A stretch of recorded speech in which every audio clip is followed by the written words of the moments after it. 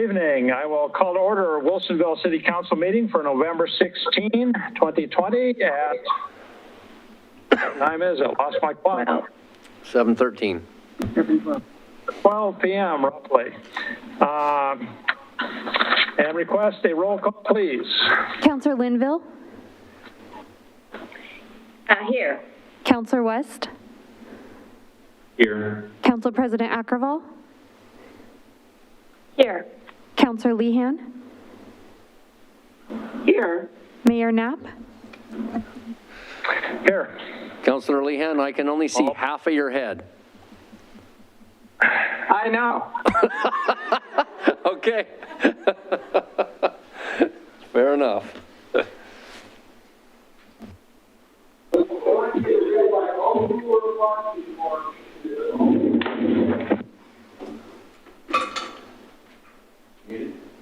I pledge allegiance to the flag of the United States of America and to the republic for which it stands, one nation, under God, indivisible, with liberty and justice for all.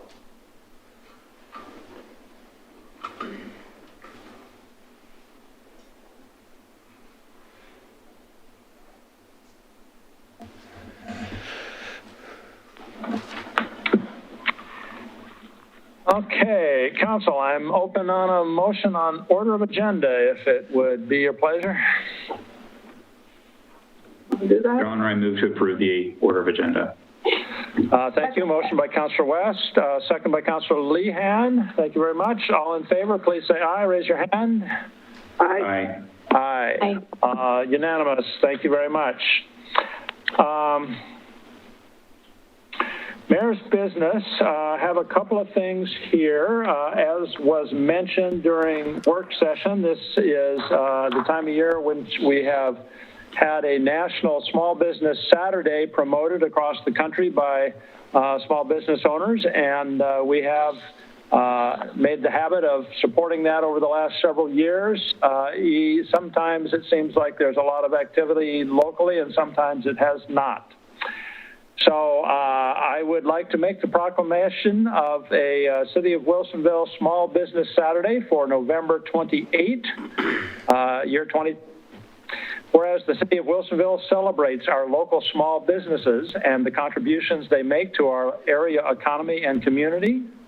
And whereas, according to the U.S. Small Business Administration, 30.7 million small businesses represent 99% of all firms with paid employees in the United States and are responsible for 65% of net new jobs created from year 2000 to 2018, years ago.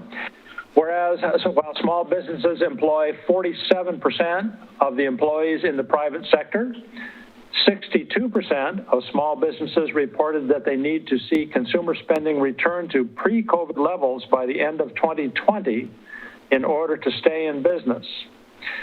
And 65% of U.S. small business owners said it would be most helpful to their businesses to have their regulars return and start making purchases again. And 3/4 of U.S. consumers are currently looking for ways to shop small and support their local community businesses. And whereas 97% of consumers who shopped on Small Business Saturday agree that small businesses are essential to their community. And whereas 95% of consumers who shopped on Small Business Saturday reported the day makes them want to shop or eat at small, independent-owned businesses all year long, not just during the holiday season. And whereas the City of Wilsonville strongly supports our local small businesses that create jobs, boost the economy, and serve our community. And where advocacy groups, as well as public and private organizations across the country, have endorsed the Saturday after Thanksgiving as Small Business Saturday. Now, therefore, I, Tim Knapp, as mayor of the City of Wilsonville, do hereby proclaim November 28th, 2020 as Small Business Saturday and urge the residents of our community and communities across the country to support small businesses and merchants on Small Business Saturday as well as throughout the year. Message that is doubly important probably this year in the pandemic situation we have.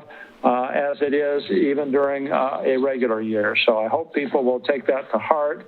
And just as we were talking a few minutes back in work session, the idea that maybe we should all make a commitment to eat out once a week or do something other, some other way to support our small business community in an ongoing way, which I think would be marvelous if we can make that happen.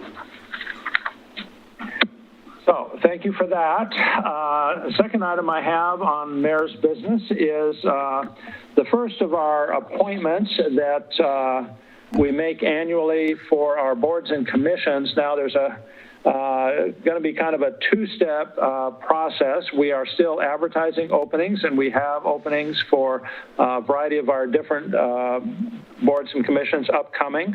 But we do have people who have been on our boards and commissions and are eligible for an additional term and would like to be appointed for those additional terms. And I have a series of those. There is a page in the packet. I don't know if I can.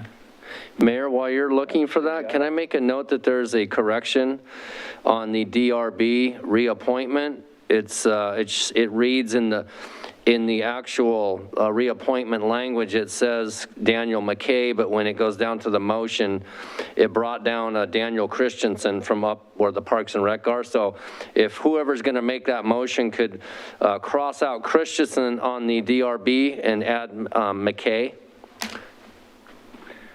That would sound like a good move. When we get to the bottom of the list, I do have one opening that I will talk about a little more for Planning Commission. So this is on page 27 of 270 in your packet, if you have got that in front of you there. First of all, starting with Parks and Recreation Board, Mr. Daniel Christensen, and this is the Daniel Christensen, not the other one that we talked about, is eligible for an additional term, and I would recommend him to you for appointment to that additional term on Parks Board. Is there a motion? I move to ratify the reappointment of Daniel Christensen to the Parks and Rec Board for the term beginning in January 1st, 2021 to December 31st, 2024. Thank you. Motion by Councilor West. Is there a second? Councilor Linville? I'll second the motion. Thank you very much. Motion and a second. Appointment of Daniel Christensen. All in favor, please say aye. Raise your hand. Aye. Aye. We are unanimous. 5 in favor. Thank you very much. The second appointment is James Barnes, Jim Barnes, as we've commonly known him, also on Parks and Recreation Board, eligible for an additional term. Is there a motion with regard to Mr. Barnes? Your Honor, I move to ratify the appointment of Jim Barnes to the Parks and Recreation Board for a term beginning January 1st, 2021 to December 31st, 2024. Thank you. Motion by Councilor Lehan. Is there a second? I'll second. Second by Councilor Akkerval. Thank you very much. All in favor of the motion on the reappointment of Jim Barnes, please raise your hand. Say aye. Aye. Aye. We have 5. We are unanimous there also.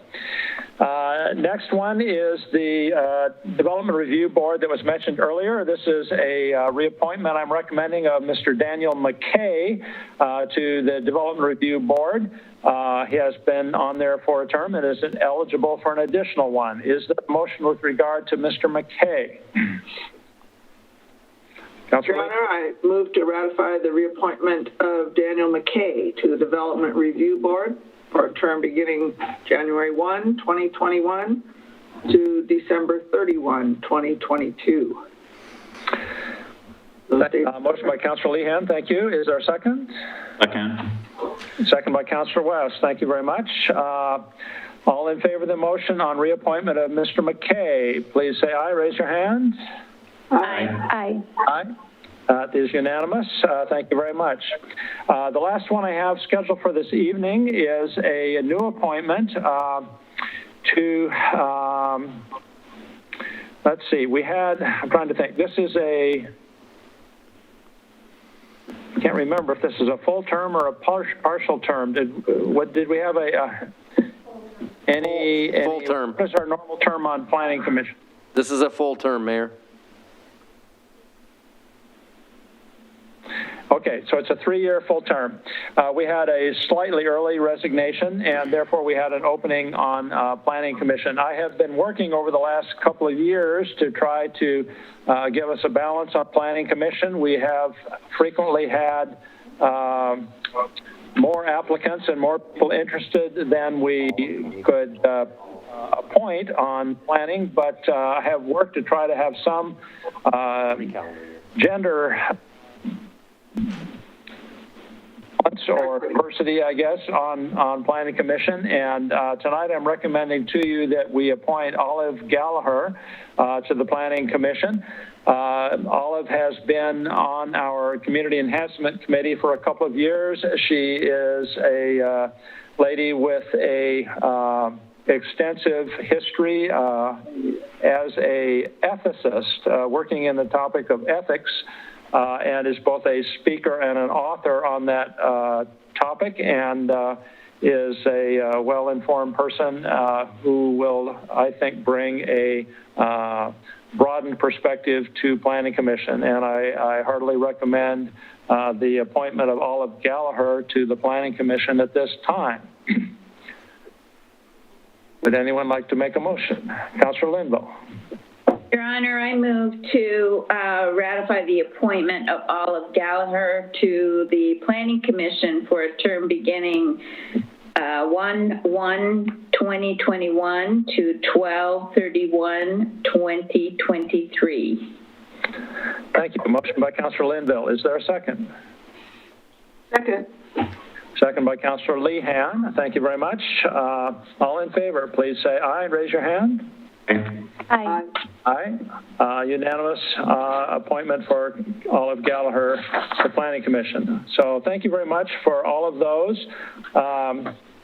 We are still advertising for the other openings we have, and Mayor-elect Fitzgerald has agreed that she will try to coordinate schedules with us so that she and I can both work together on interviewing those people and bring them forward to you here before the end of the year. It's very gratifying to have a wide variety of qualified people apply for these positions. In some years past, when I was earlier in my career, we did not seem to have that case consistently, and it's very nice to have so many people. It is frustrating sometimes to not be able to have more volunteer positions available to appoint people to when they want. But we have a great group of volunteers that bring a lot of value to our community. So I certainly appreciate all the people that are interested, and I encourage you to apply, and don't be discouraged if you don't have an appointment the very first time you apply. Some of us, like me, have applied for several things that did not happen until the second or third try. So it takes time to work everybody in. The other thing on Mayor's business is upcoming meetings for me, and I need to find my third electronic doohickey here to find my calendar to talk about this a little bit. This past week, we had the November Metropolitan Mayors Consortium meeting, which was an interesting discussion. All the electoral changes, there's going to be quite a few new mayors in cities across the area. In fact, I think there's 4 or 5 in Clackamas County even. So it will be interesting developing new relationships to enable those kinds of projects to go forward. Also had the Greater Portland Inc. Small Cities Consortium, in which they talked about the Oregon, the regional economic recovery strategy that is being done by a combination of Greater Portland, Inc. and Metro representatives and the board of the Greater Portland Economic Development District, which they call GPED, G-P-E-D-D, Greater Portland Economic Development District. That group I was asked to work with and have been for some time now. They have adopted a recovery plan that is focused, as our prior discussions, is focused on small business and what they can do to help facilitate the most fragile businesses throughout the area, along with a focus on the BIPOC community that sometimes has less access to some of the resources that might help them work through the problems in the economy than some other people. So you'll be hearing more about that as it goes forward.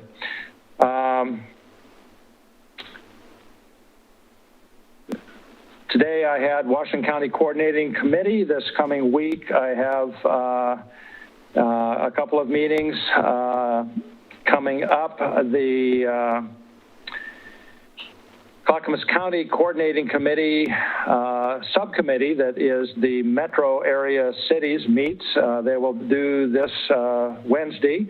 We always try to meet before the monthly JPAC meeting because they have concerns about how different JPAC decisions might affect our communities, so we try to coordinate that. So JPAC meets on Thursday, and I will be there, and then there are a couple other meetings that day, including a mayors and chairs meeting for Clackamas County and a GPED Board of Directors meeting that I will try to make also. So it seems like there's no shortage of people that are working on some of the problems we have, which is good because the problems are significant. I'll let it rest with that and move along to our scheduled communications, in which we have, I believe, Mr. Dirksen, Metro Councilor, joining us to give us an update as he has frequently. Mr. Dirksen will be leaving Metro Council at the end of the year also. Good evening, sir. How are you? Got you on mute still. Good evening. Thank you, Mr. Mayor. I'm doing well. Good evening, Mayor and councilors. Happy to meet with you again tonight to give you an update on what's going on at Metro. And as I try to find my PowerPoint and load it up, as I try to share screen, I want to begin my comments by perhaps a warning to Mr. Christensen, who you just reappointed as onto your park board, that in 1993, I was appointed to the City of Tigard's Park Board, and I found myself 10 years later in the mayor's seat. So be careful what the potential responses to what you do today might be. I am trying to find how to do. That's not it. Yeah, I can't find. Oh, there it is. Thank you. Well, there's nothing wrong with that progression of interest and responsibility, sir, so I'm glad you... Just want to make sure he understands what he might be in for as a result. On to my presentation. 2020 has certainly been a year of unpredictability. We've faced so many obstacles, from a global pandemic to wildfires to political uncertainty and civil unrest. We've all been challenged in our role as public servants and as individuals. But for the most part, we've adapted and risen to the challenge to still do our jobs, even in the face of limits and restrictions. And I'm so grateful to everyone who has stepped up during these trying times, including every jurisdiction in my district. I'm so proud of Wilsonville for going above and beyond and creating things like the Small Business COVID-19 Grant Relief Program and establishing a gift card program to support residents and local restaurants. Congratulations. And across the region, local businesses ran PPE and food drives for first responders. Communities opened up sanctuary to those that were displaced by wildfires and stood in solidarity with our BIPOC communities. The Metro's mission stands strong, and we've continued to plan for the future of our growing region, working with our city, county, and community partners to invest in ways to alleviate the strain on our housing, transportation, land use needs, while seeking regional solutions to supportive housing services. 5 times over the last 2 decades, voters continue to support investments that protect water, natural resources, wildlife habitat, and expanding access to nature. Our staff continues to refine the $475 million Parks and Nature Bond renewal that was passed by voters last year in 2019, which is centered on racial equity, community engagement, and climate resilience.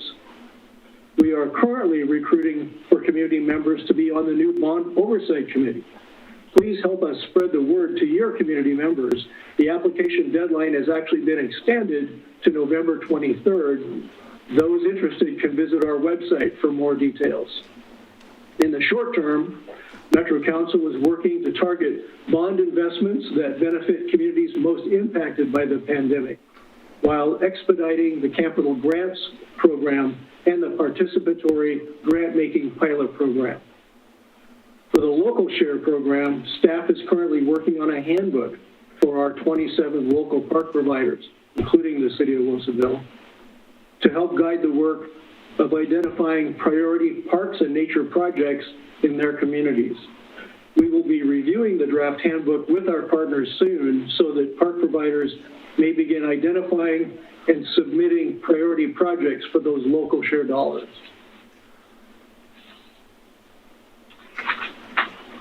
This region has faced an affordable housing crisis for years. Nobody knows that better than you. But 2020 has highlighted the importance of our investments in housing. A heartfelt thank you to the voters of this region who passed the 2018 Affordable Housing Bond and the 2020 Supportive Housing Services measure. In total, there are 17 affordable housing projects currently underway in the region with funds committed from the 2018 Affordable Housing Bond. In fact, our partners are moving so fast with these projects that the figures in your packet may already be outdated, but they are up to date on my slides today. As I prepare to retire from elected office, it's a great pleasure to be able to say that District 3 currently leads the region with the most projects under the 2018 Affordable Housing Bond. 7 total projects in various stages of development. A major thanks to the community partners and government agencies that have made this possible. Let us also celebrate the living wage jobs that will come with the construction of these affordable buildings. Many of the projects in Washington County also exceed even the county goals for women and minority-owned businesses contracting, or MESWEB goals.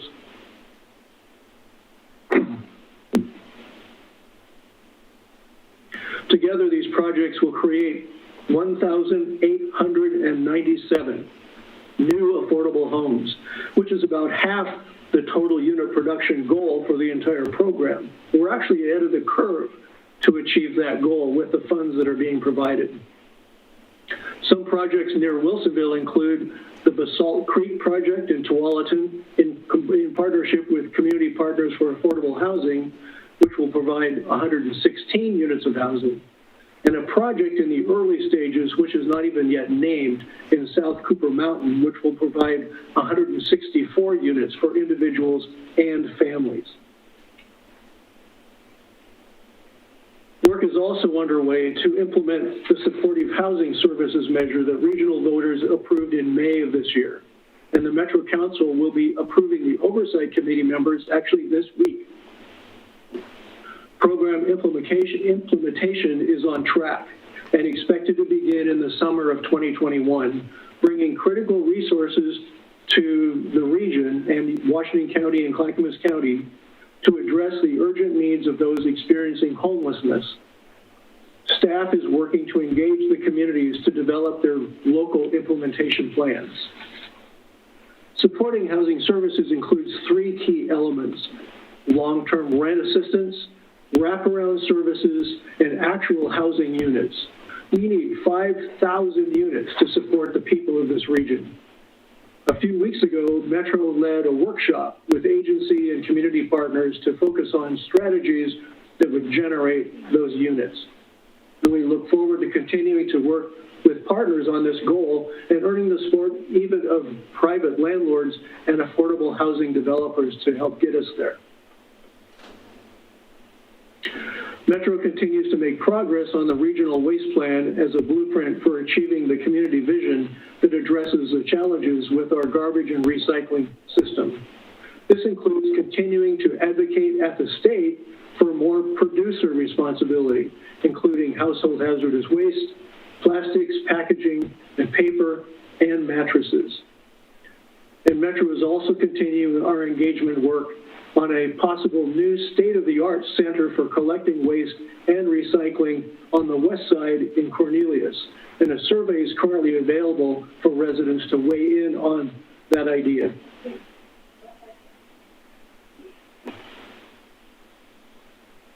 As I leave public office at the new year, obviously I am extremely disappointed that the Get Moving 2020 measure did not pass this year. But I still want to thank our region's voters for considering the measure. Metro is still committed to our vision of improving the region's transportation system to benefit everyone, including communities of color, low-income residents, and businesses. While the outcome of this election might give us the opportunity to refine our approach to better meet community needs, we continue to need a complete transportation system, one that is safe and reliable. And I look forward to, from the sidelines, seeing this community continue to come together on this issue. We've accomplished so much in 2020 thanks to the tremendous work of Metro staff and our community and all of our jurisdictional partners. I'm encouraged by the progress we've made in advancing our regional goals, and I look forward to the possibilities for years to come. It's been a pleasure working with you all and serving District 3 for the past 8 years. Thank you. Well, thank you, Mr. Dirksen. We've certainly enjoyed and benefited from your tenure there on our district at Metro, so thank you for all that work. Council, would you like to ask any questions here? Councilor Linville. Commissioner Dirksen, I just wanted to tell you congratulations on your retirement and best wishes. Thank you for your service. That's a long time starting on the Parks Board to ending your time in this infamous year of 2020. So congratulations on a very fine career. Well, thank you very much, and congratulations on your reelection, and also for you, Council President. So you're still in the trenches for another 4. Mayor, can I just take a second to thank Councilor Dirksen? It's been a pleasure having you come to council on a regular basis to keep us informed of all things Metro. We kind of miss your enthusiasm on anything related to the zoo. But you had a spotless record when it came to attending our Metro Enhancement Committee meetings, and I know that someone in your position probably has a lot of night meetings. You've represented your district with integrity and energy, and we appreciate everything you've done for Wilsonville. So thank you, sir. Well, thank you very much. I appreciate that. Certainly would second that, and hope that you can find ways, kind of like I'm looking at, don't want to be completely uninvolved, but don't want to maybe have quite as many hours involved. And yeah, Yeah, I've been warned or threatened, however you want to put it, that there are several people and groups that would like to keep me engaged at some level. Yeah. Yeah, there you go. There you go. All right. Well, thank you so much. Thank you for your time and effort. Thank you for the work you've done. Look forward to seeing you as we move into new phases. Thank you. Thank you. It's good to see you all again tonight. You bet. Take care. That then will bring us to our citizens input and community announcements section, which is an opportunity for visitors to address City Council on items not on the agenda. Also a time to address items that are on the agenda but not scheduled for public hearing. Staff and council will make every effort to respond to questions raised during citizens input, either before tonight's meeting ends or as soon as possible thereafter. We do ask people to contain their comments to about 3 minutes. Is there anybody waiting on the line? In which case you can use the raise hand feature on Zoom. Nobody's raised their hand for public comment, Mayor. Pardon me? Nobody has raised their hand for public comment. All right. And would indicate then we don't have anybody waiting. And if that's the case, I will move on to our liaison reports and meeting announcements from the council, and would ask Council President Agrawal first of all. Thank you. I just at this junction, I wanted to reflect a little. Thanksgiving is approaching, and as well as some new restrictions brought on by the pandemic. And I want to acknowledge that this is a hard time during a hard year overall. I know that there are some that are upset by the restrictions, but I also want to reflect back on some of the comments that I made in one of our very first meetings after the onset of COVID last spring. So I've been thinking about that meeting and the observation that I made at that point.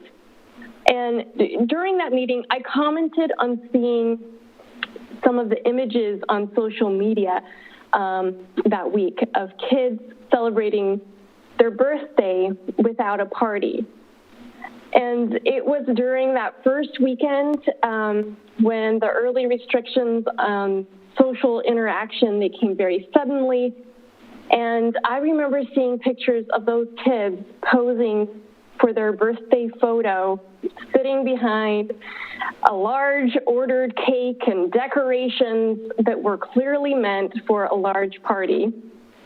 And yet, the new restrictions meant that they could only have a party with their parents and maybe siblings. And the situation was so ripe for disappointment and frustration and hurt. And yet those kids were smiling, and they had big smiles and gracious smiles and generous smiles. And I just remember that image during the last several months, and it has inspired me, and it will continue to inspire me. So I wanted to share that that point with you all again at this week in Thanksgiving. And I think because I believe that the comments made by our leaders matter, I'll share that I had hoped to spend Thanksgiving this year with my sister. But unfortunately, we're going to forego that trip and the celebration together. It's a disappointment. That's my disappointment. I haven't seen her in more than 2 years, but I'm remembering those kids and the example that they showed so many months ago.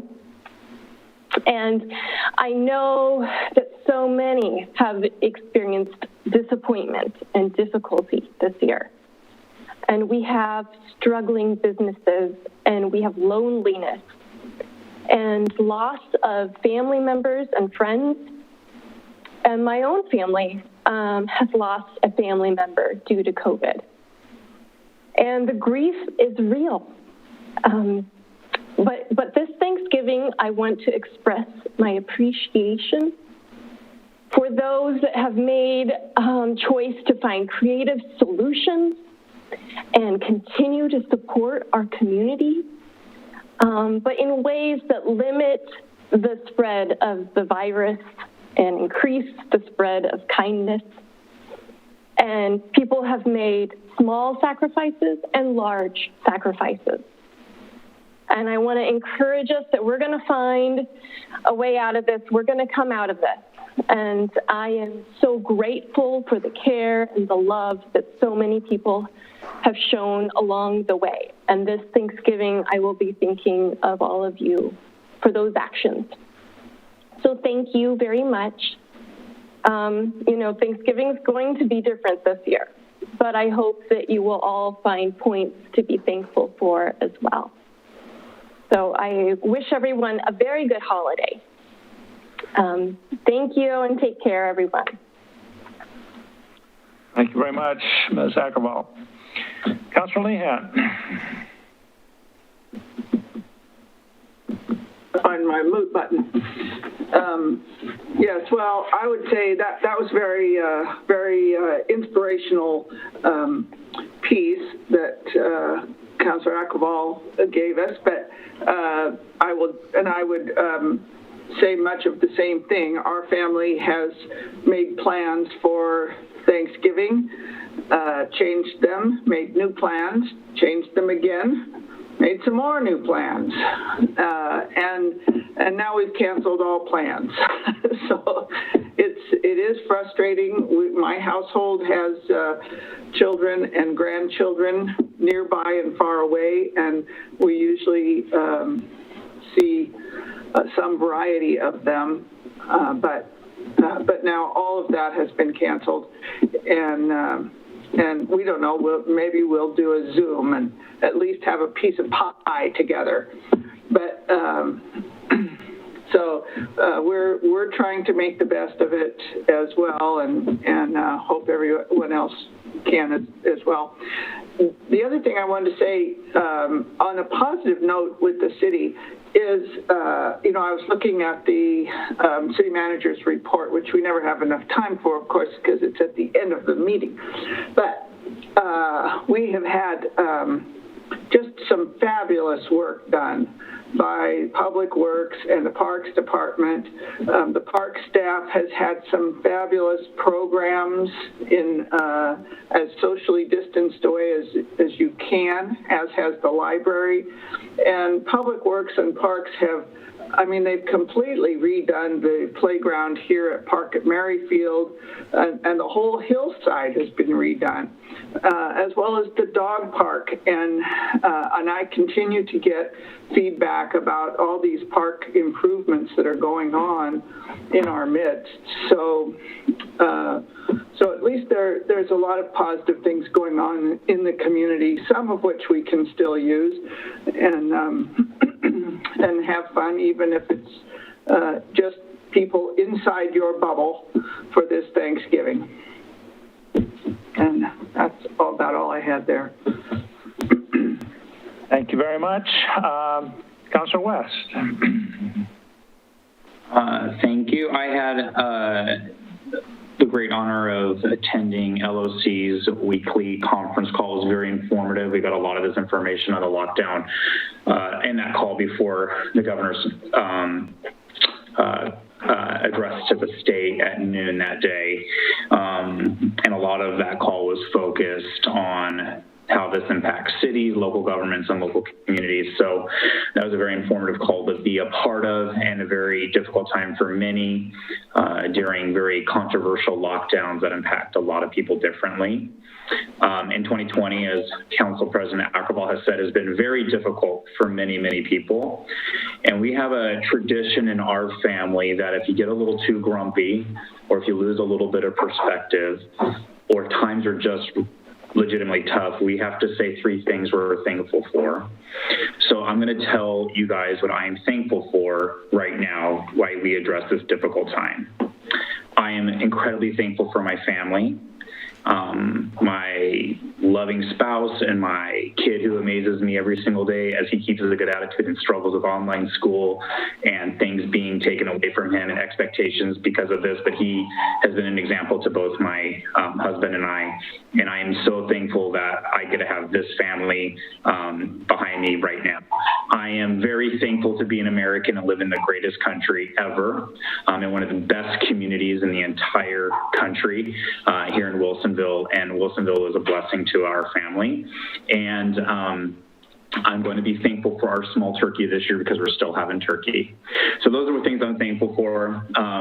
So try that with your family. If things get a little rough, try to stop and remember what you're thankful for. We truly do this. Paul will tell you that I make him do this sometimes, but it's been something that's helped us get through some tough times.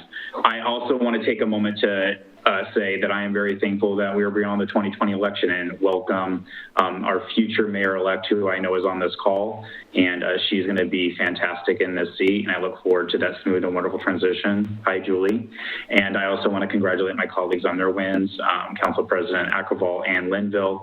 They will also do a great job in leadership roles, ushering the city into kind of a new future, which is bright. And that's kind of what I have this week. And once again, be kind, everybody. We'll get through this, and stay vigilant. Thank you. Councilor Linville, please. Well, I'm kind of thankful this year that my daughter bought a new house and Thanksgiving's going to be at her house. And I don't have to have it at my house and do everything.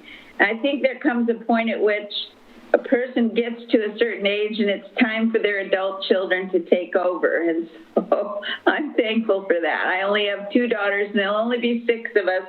So it will be a small turkey, but we will be together, as we have been together throughout all of this. So we consider ourselves all in one household. I wanted to start off my comments by giving the employees some kudos.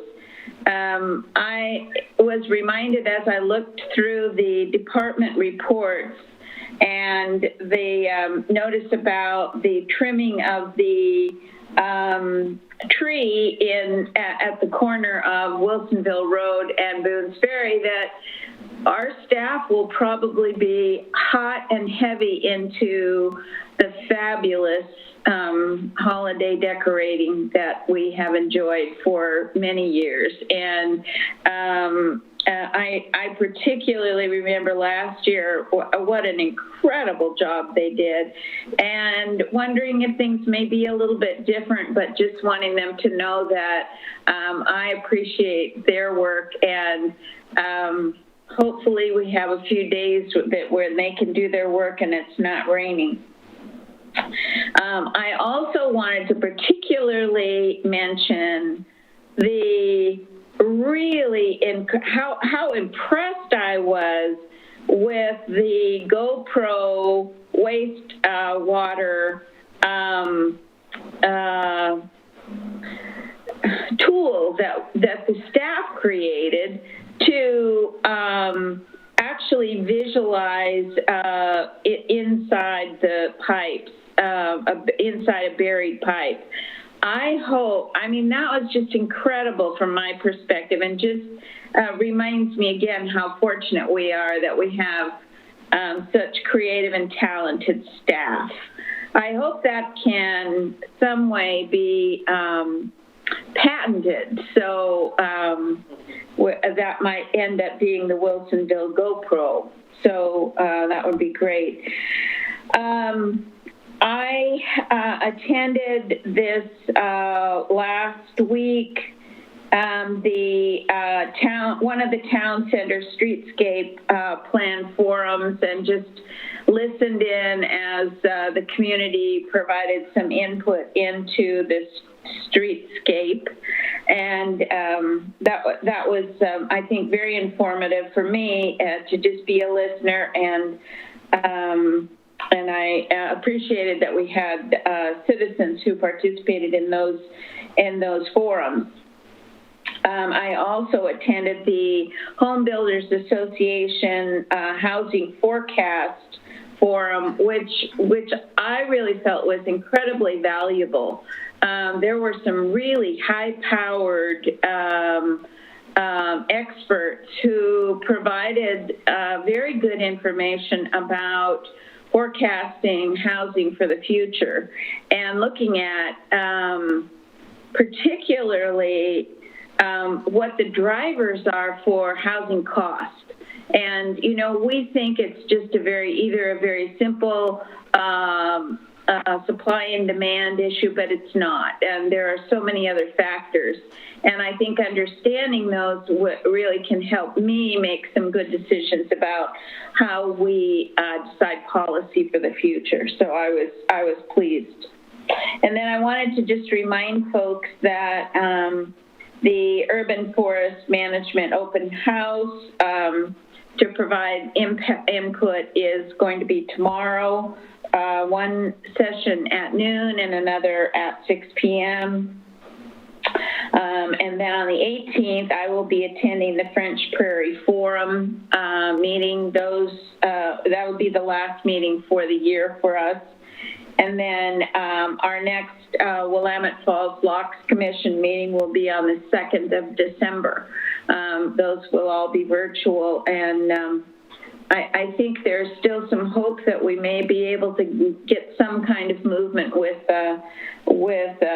getting the locks moved forward. So to all of our city staff and our leadership and our council, happy Thanksgiving to all of you, and have a restful and full stomach day. That's what it's all about. So enjoy.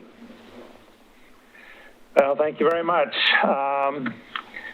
As has been commented, it certainly is a unusual year that we've lived through here, and seems like we're not done with that yet quite, but I think that people have proved in many ways their resiliency and their willingness to collaborate. In so many cases, from my perspective, it's not a question of being told whether you can do this or can't do that by some governmental entity. It's a question of, well, what's the right thing to do to make it as safe for everybody as possible? And if we all got to give up a little something to do the right thing for everybody, then ultimately that's going to be worth it. So I hope that everybody approaches their holidays with that approach, and that we succeed in slowing the COVID down significantly. Okay, that brings us then to some actual business items upcoming. Let's start with, if I could ask for the consent agenda, please. Minutes of the November 2, 2020 City Council meeting. Is there just one item for consent tonight? Is there a motion on consent?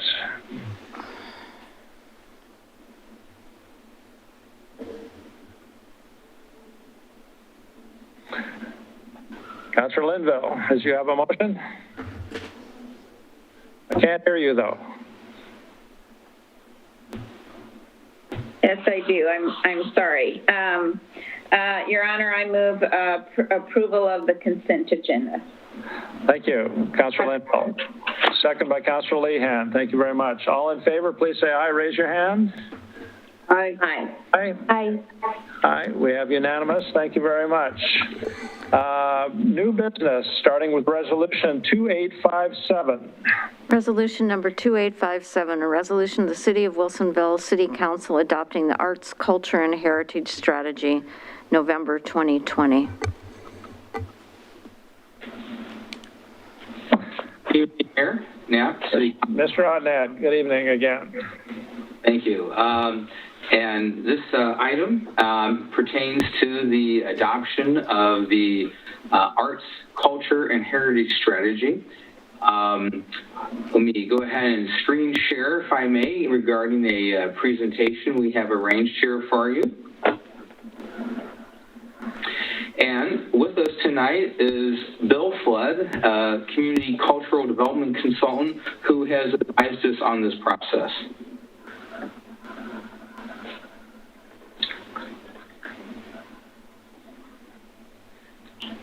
The Arts, Culture, and Heritage Strategy, November 2020, has now been released and contains a wealth of information for advancing a City Council 2019 to 2020 goal for arts and culture and heritage being advanced in the city of Wilsonville.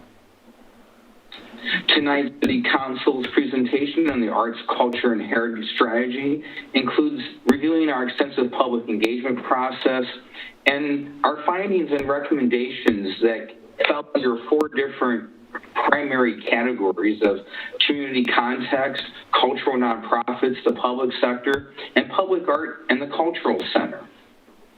Hey, Mark, I think I should have chimed in earlier. Thank you all for inviting me to serve as your consultant on this important initiative. And the other thing I just wanted to say to kick off is that I thought about this evening, that this is going to put Wilsonville on the map. Right now, your recognition of local culture, the importance of that at this time is news. It's important. So with that, Mark, go ahead. Well, thank you, Bill. You're correct. We did have a little cue for you back there, but that's okay. Basically, what we'll talk about tonight will be just a portion of the Arts, Culture, and Heritage Strategy, a bit of Section A. And there's also Section D, which includes results of interviews, surveys, and meetings. An extensive amount of public engagement occurred in 2020 and also in 2018.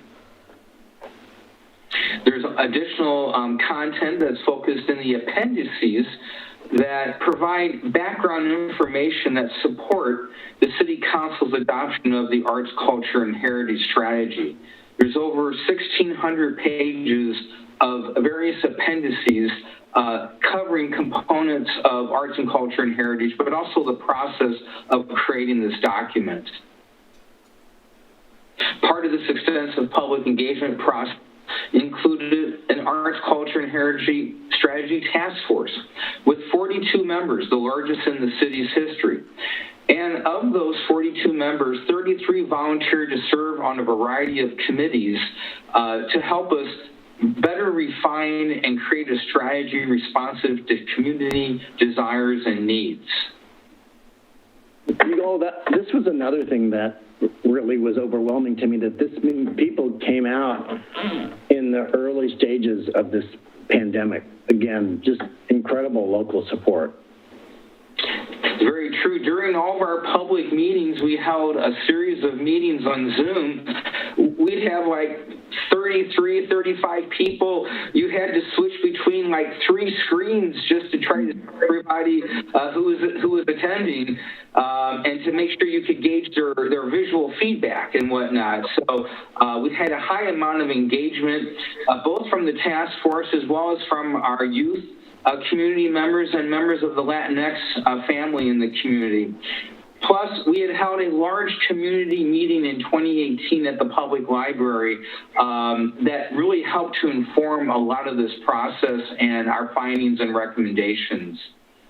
We also conducted extensive online public surveys, particularly during this time of COVID. We did find that people were willing to put time in, as Bill has indicated, to giving us good public feedback through online surveys. I'll also add in, I think I mentioned this before at our workshop, but we also, within this, we surveyed 20 local municipalities in the Portland metro region. And that information from those folks running cultural programs, I think, will serve you well into the future. And these also included stakeholder interviews. We did a total of 51 interviews of local area residents and officials from the city, from arts and cultural organizations, from the school district, from the Chamber of Commerce, businesses, various committees of the city of Wilsonville. Made a mistake here. Let me go back to screen sharing. Something happened there. I think you did this last time, Mark. Yeah, let's see here. Try that again. All right, back to where we were. Basically, our findings, as we mentioned, are grouped in 4 different categories. Under the community context, basically, there's a perception that Wilsonville lacks a clear community core center and a lack of a collective cultural identity. Yeah, what's also interesting in this, and this was a clear finding, that people also say local culture is important. So they value it, but they're not sure exactly where it is or what it is at this point. And we believe this is in part due to the relocation of the town center over the past 170 years to different places, so that in some ways we never really established quite the town center that maybe some older communities in Oregon do have. We also found that demographic changes are underway now that shape the future community, and this is particularly true of the Latinx population, but also other ethnic groups. Particularly, we found that 11 to 12% of the Wilsonville community is Hispanic or Latino origin by the U.S. Census data, but the school district data shows that it's nearly double for Wilsonville middle school students who identify as Hispanic. Which suggests a larger wave of Latinx adults coming on.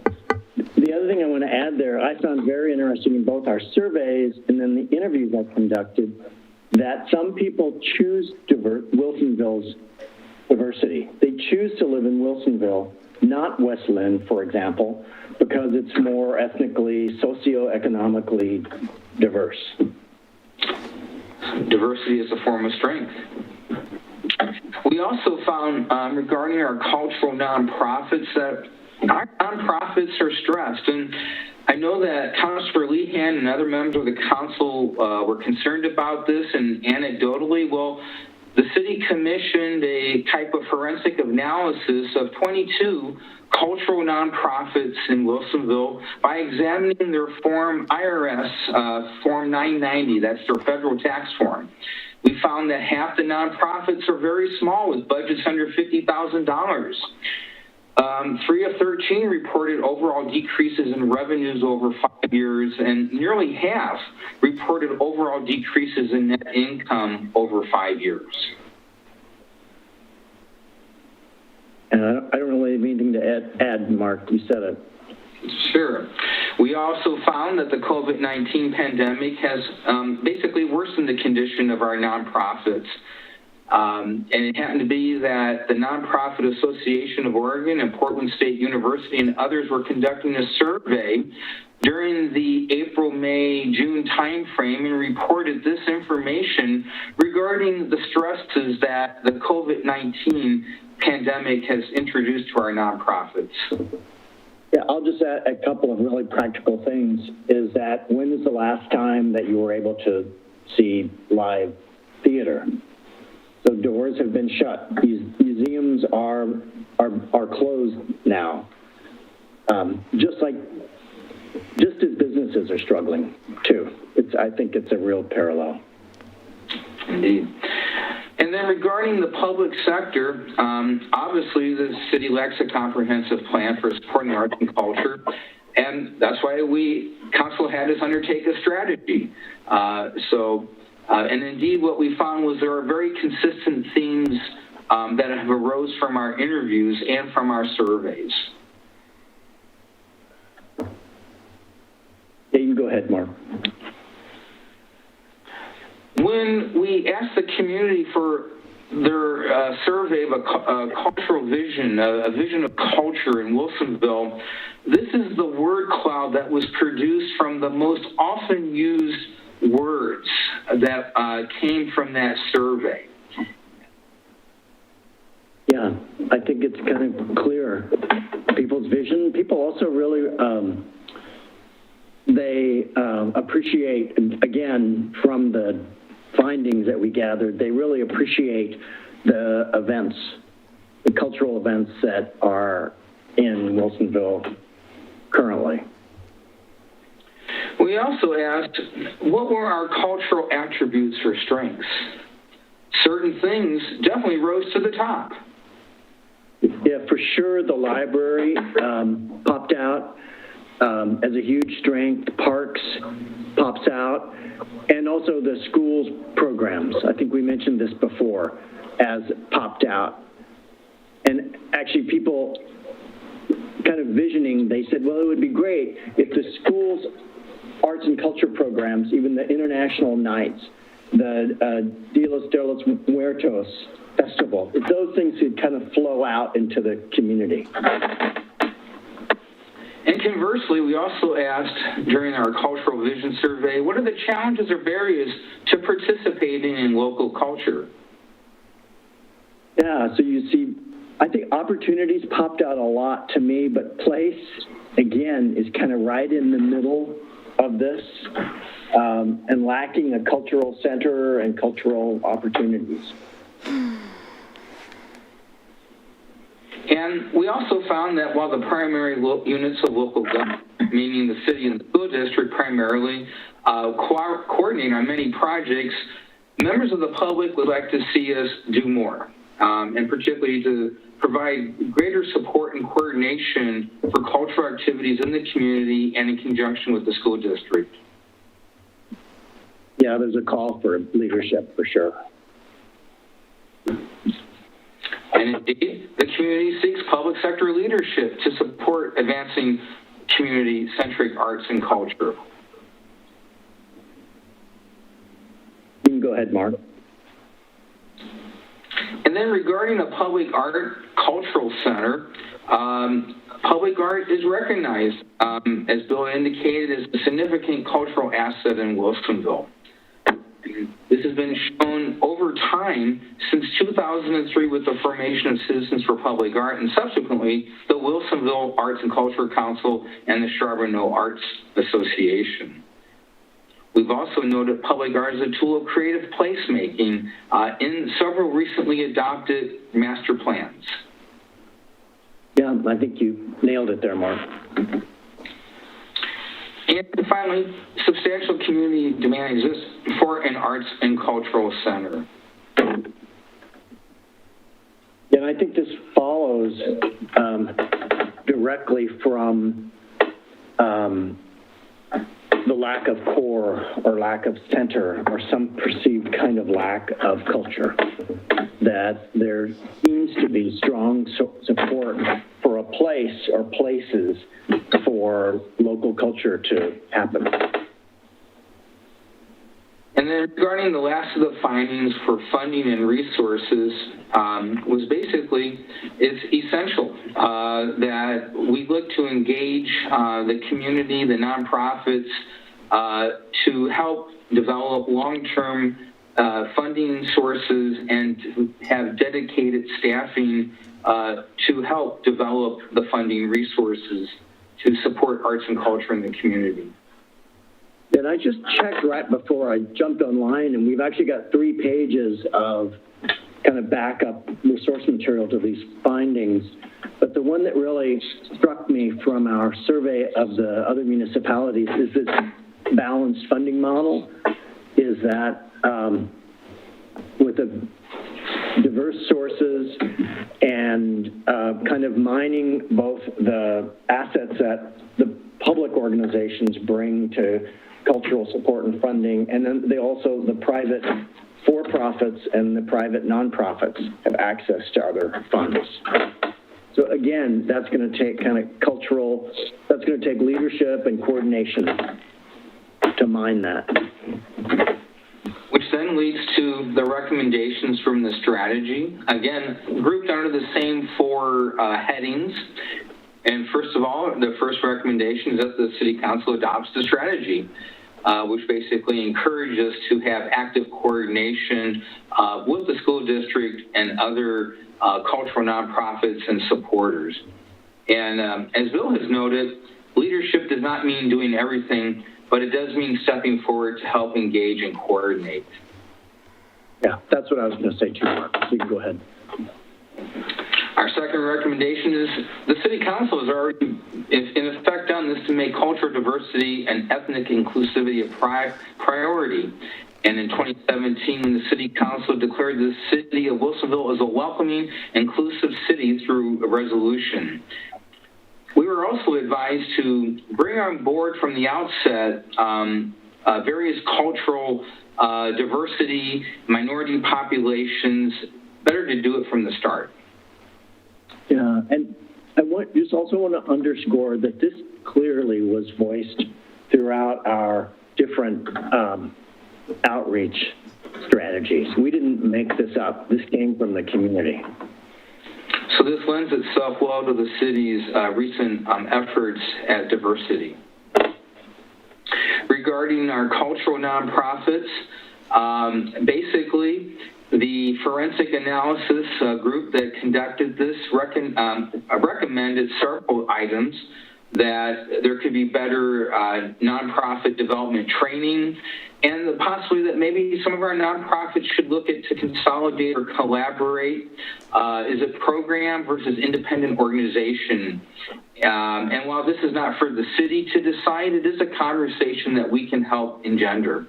And finally, a desire to have a united fund approach to collaboration and fundraising efforts, so as increase overall efforts.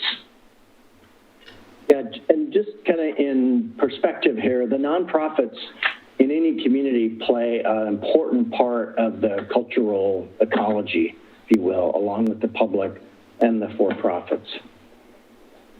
And recommendations for the public sector include the city forms an Arts and Cultural Commission and provides supporting staffing resource. An Arts and Culture Commission will be, by definition, a multidisciplinary body. The arts and culture heritage are all very diverse, but that this body would have to coordinate with various other city boards as well as the city departments. And so the strategy recommends creating a full-time staff position to coordinate all of these various tourism and cultural affairs efforts, including potentially the Sister City program that the council has approved. I'll also underscore that of the communities that we surveyed, the 15 communities we surveyed, only Tigard and Wilsonville at this point are the only communities without an Arts Cultural Commission, and Tigard's actually in the process of forming one. And recommendation 5 follows from everything we've been discussing about to improve intergovernmental collaboration coordination. And it offers several suggestions for how a potential staff position could advance the city's work with other partners. Yep, and you can do more in collaboration than you can alone. That's my rule of thumb. And as part of this, the city is recommended to develop a long-term sustainable public art program, to actually develop a public art plan where we have a theme, or we have a reason why we've chosen the art that we have. Found in the past, our art was kind of maybe chosen a bit happenstance without an overall plan of coordination. So the emphasis to create a coordinated plan for what we seek to accomplish. Yeah, that your public art is not a collection. It's just a set of separate artworks without a vision, without standards. Recommendation 7 is that the city works with our partners, again, to advance an arts and cultural facility. And the slide here notes several ways that this should be designed in terms of being flexible, multi-purpose, and maybe to even study existing city facilities for potential repurposing.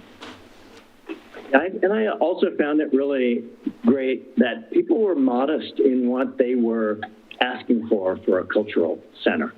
And they said, don't replicate Sherwood or Beaverton or Hillsborough.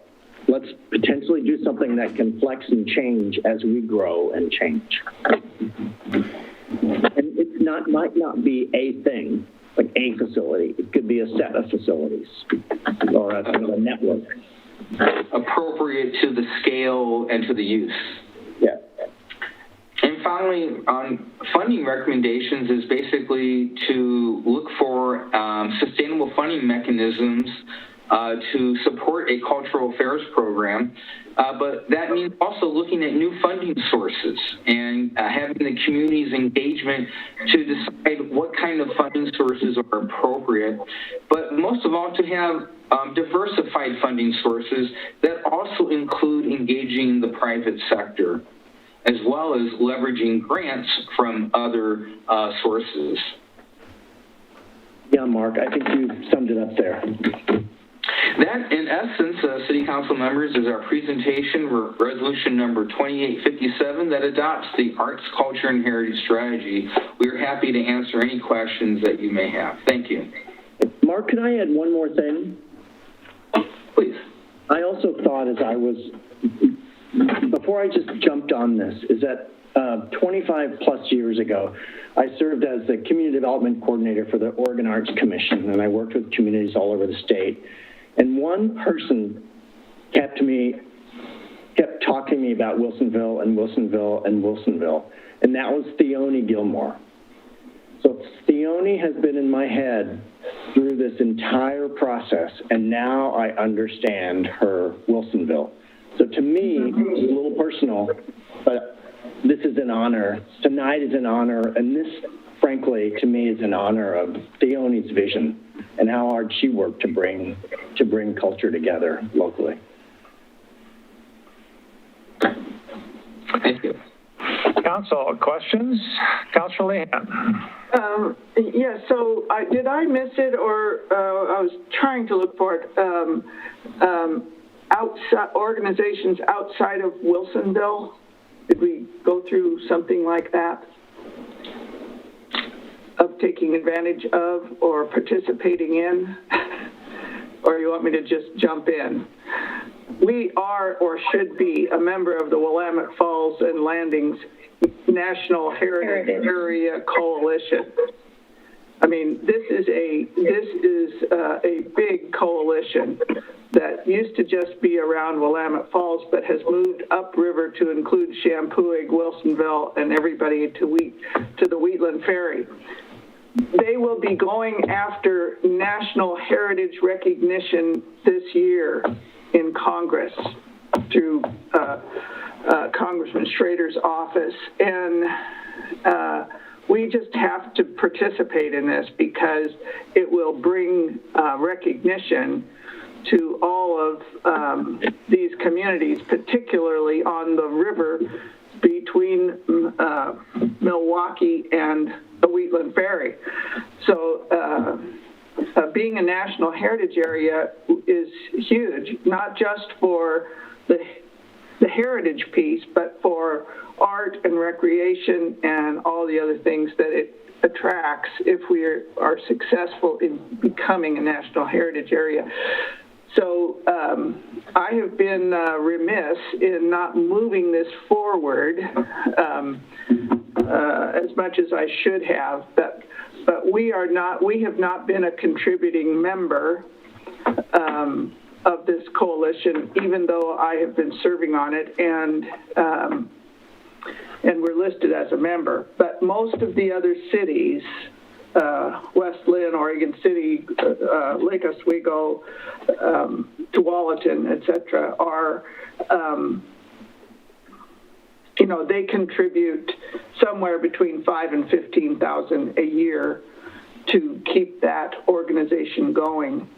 And I don't know, I haven't had this conversation yet with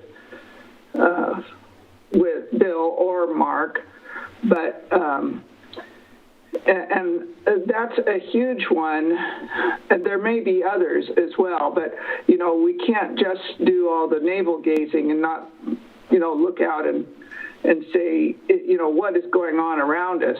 Aurora has a huge role. Champoeg does in the National Heritage Area. So, and we ought to be right in there because there are no older, when you said older communities, there's nobody older than us, maybe Milwaukee. That's it. we are one of the oldest settlements on the Willamette. So we ought to be right in the center of this. Canby is another one.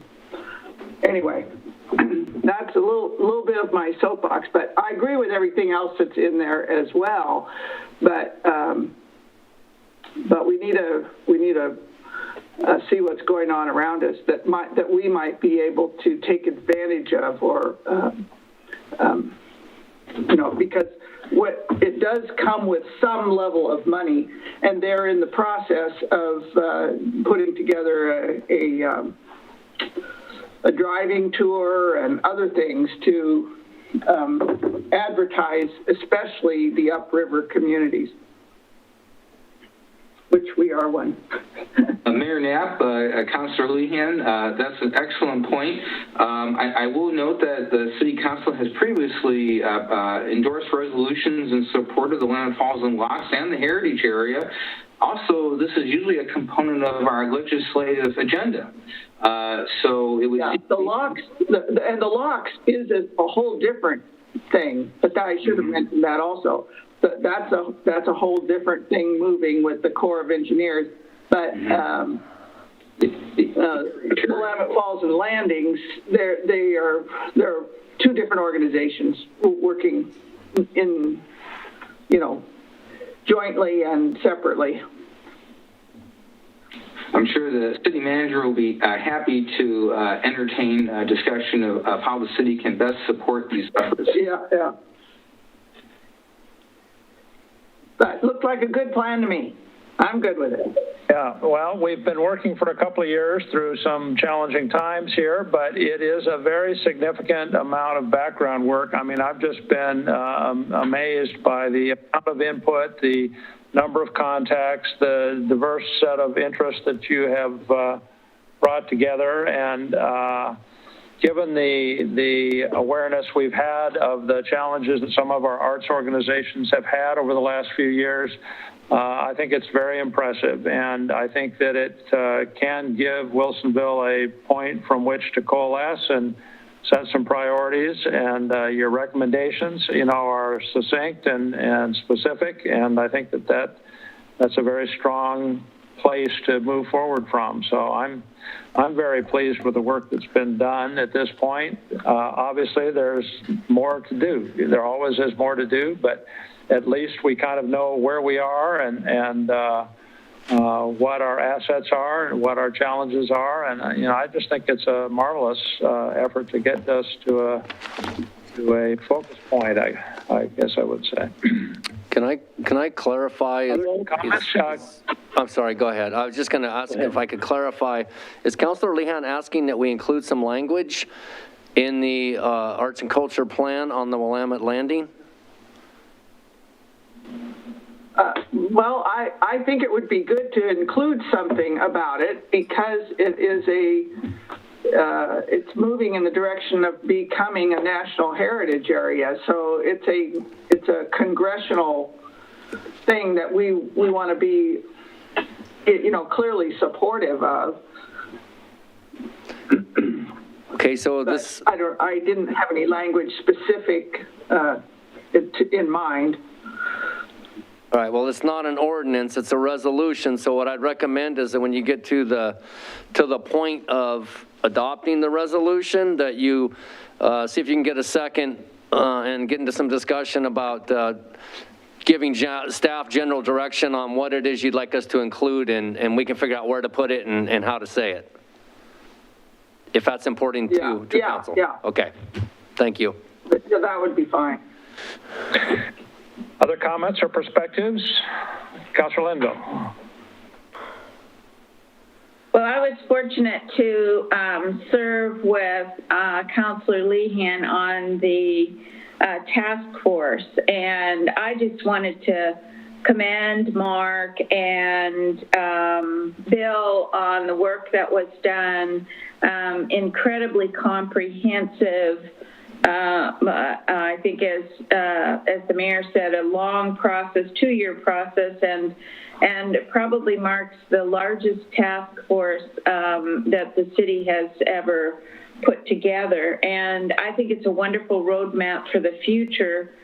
And I just wanted to thank all of the citizens that served on the task force, the citizens that attended and participated in the both the surveys, the comment opportunities, and the forums that were held.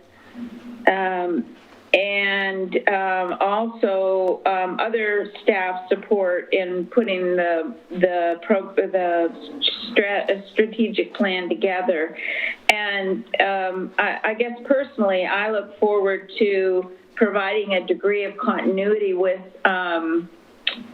being able to serve for the next 4 years and on pieces of this implementation of the strategy. So congratulations, I think, on a very comprehensive and well-done plan.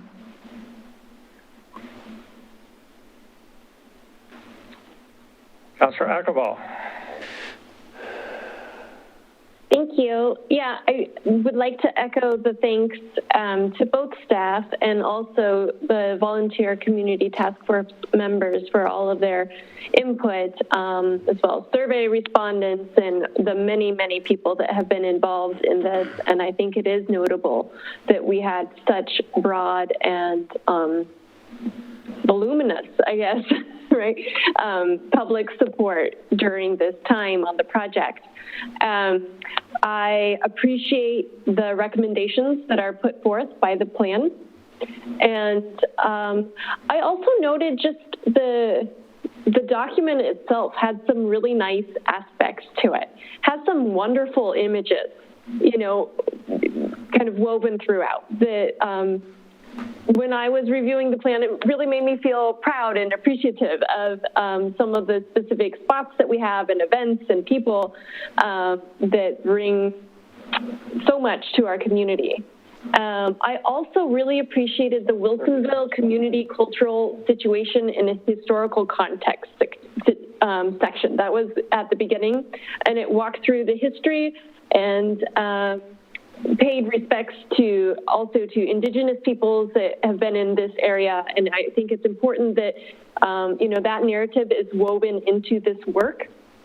And also kind of explained how Wilsonville, the city that we know today, how this came to be and how it was developed. And I just thought that segment is a really helpful segment, not just to this plan, but I think as a bit of a history lesson that could be used in multiple ways. Just kind of calling that out to city staff, and I thought, our board and commission people may be interested in reading this because it's an interesting and a helpful history, I believe, of our city. And brings a lot of value to this particular document, but maybe could also be used in different educational ways too. So thank you so much for your work on this, and I appreciate so much of what we have to review before us tonight. Thank you. Any other comments?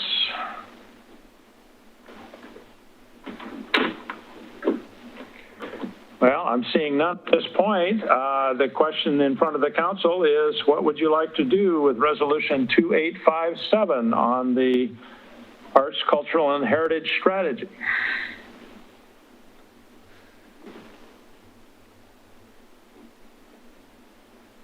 Councilor Linville. Your Honor, I would move to approve Resolution.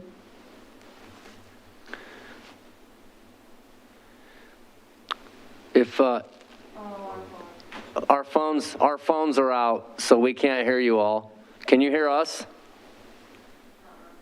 Can you hear us, Councilor Akeball?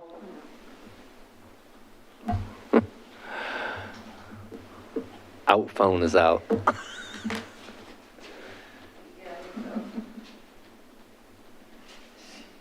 Councilor Lehan's talking. We can't hear her. And my phone is dead. Welcome to Zoom. Well, they're finishing. Hopefully they'll move on to the next item. Enter your participant ID followed by pound. You have entered the meeting as a panelist. Attendees can now hear you speak. I hope you guys had a wonderful conversation. We didn't hear any of it. Is there an emergency? Sorry, you guys had a great conversation going, but we weren't part of it. So you'll have to go back to the beginning, Counselor. Sorry. Counselor Lehan? Back to my beginning, where I was... That's where we cut out. I was seconding the Councilor Linville's motion with the addition of suggesting that staff add some language encouraging or referencing the city's participation in the Willamette Falls and Landings National Heritage Area Coalition. The longest title of an organization you ever had.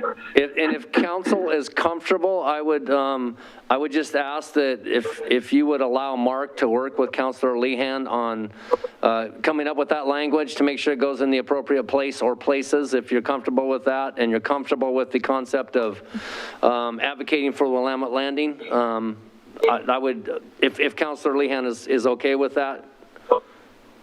Yeah. And the original motion from Councilor Linville, I asked her if she was in support of that, and she indicated, Yes. You want to answer again? Yes, okay. Yes.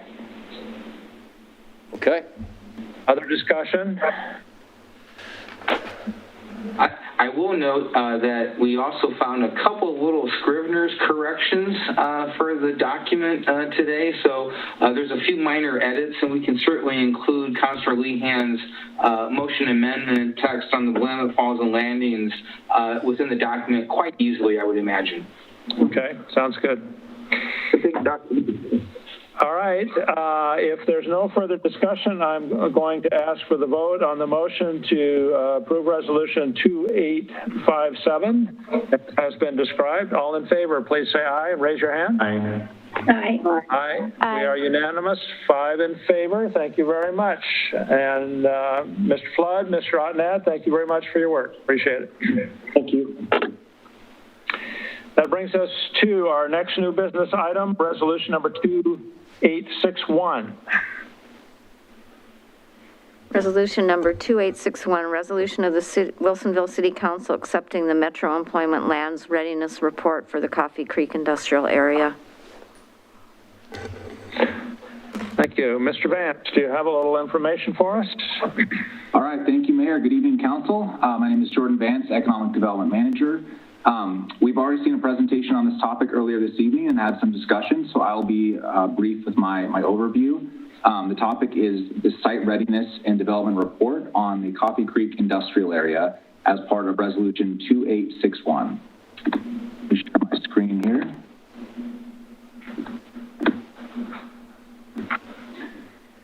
So just as some context, this roadmap was developed as part of a larger employment land readiness toolkit project that the city participated in. The larger toolkit project was designed to help find tools to move challenged industrial and commercial employment sites within the Metro UGB to development readiness. Funding for this 2-year project was provided by a Metro Community Development and Planning grant and matching funds from 20 regional partners. The project was managed by the Port of Portland, who was the grant recipient, Metro and Greater Portland, Inc., and included a 20-member project advisory team consisting of 5 regional entities, 2 counties, and 13 cities, of which 3 were selected for a customized site readiness study: Forest Grove, Happy Valley, and Wilsonville. Here was the consultant team for this project. It was led by Cascadia Partners, working with 6 different subcontractors. So these are the 4 major parts of the toolkit project. The executive summary that you have in your packets describes this, and today we're focused on task 4, which is the Site Readiness and Development Roadmap for City of Wilsonville. So here's a base development scenario for Coffee Creek, showing a mix of office, distribution, and manufacturing buildings. This is just a sample scenario that is only meant to be illustrative and meant to help guide an example pro forma financial analysis to understand costs and how specific tools could impact site readiness and financial feasibility of these sites. The key takeaway of this slide is that we have a lot of site readiness costs. We have about $41.8 million in projected costs, and based on the projected finished lot sale price and vertical construction costs, we see a financial gap of around $62.9 million, which is significant, but also not uncommon for other industrial parks like this in the Portland Metro. This slide shows some of the economic impact projections for this development scenario. So right here we see a mixing and matching of the tools to help Coffee Creek achieve feasibility.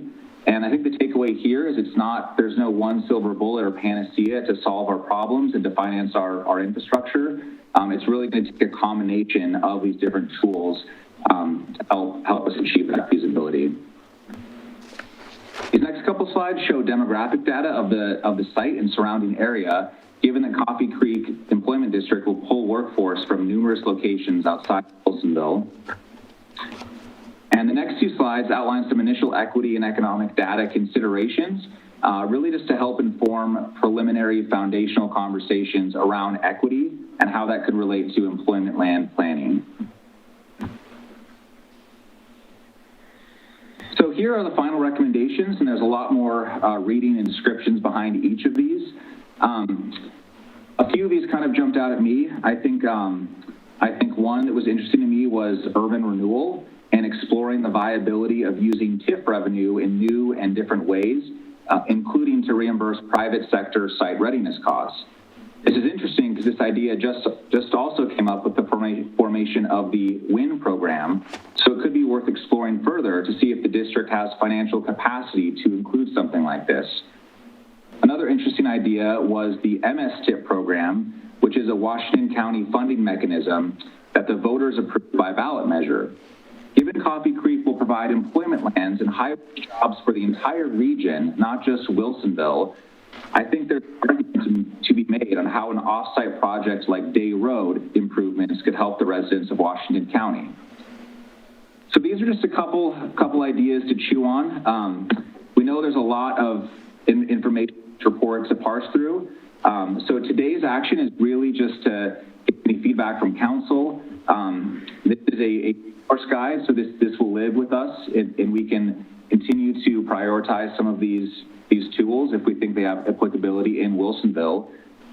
Today's action is acceptance of this report, which does not provide, just to clarify, it does not provide endorsement or agreement to implement, really just an acknowledgement that council has seen the report and considered the findings. So this concludes the report, and staff encourages council to approve resolution 2861. Thank you, and I'm happy to answer any questions. Thank you. Council, questions? Questions for staff? Fairly complex study, and we had a lot of detail in the work session on it also, of course. No questions? It must have been so lucid, Mr. Vance, there's no questions.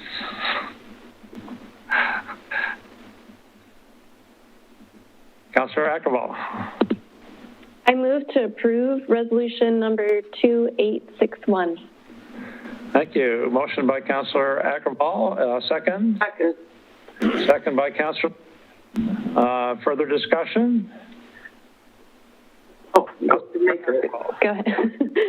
Mr. Maker, go. Okay, I would say it feels like this is the beginning of a much longer conversation, right? Because there is so much information in this study, and I very much appreciate that we have it available to us now.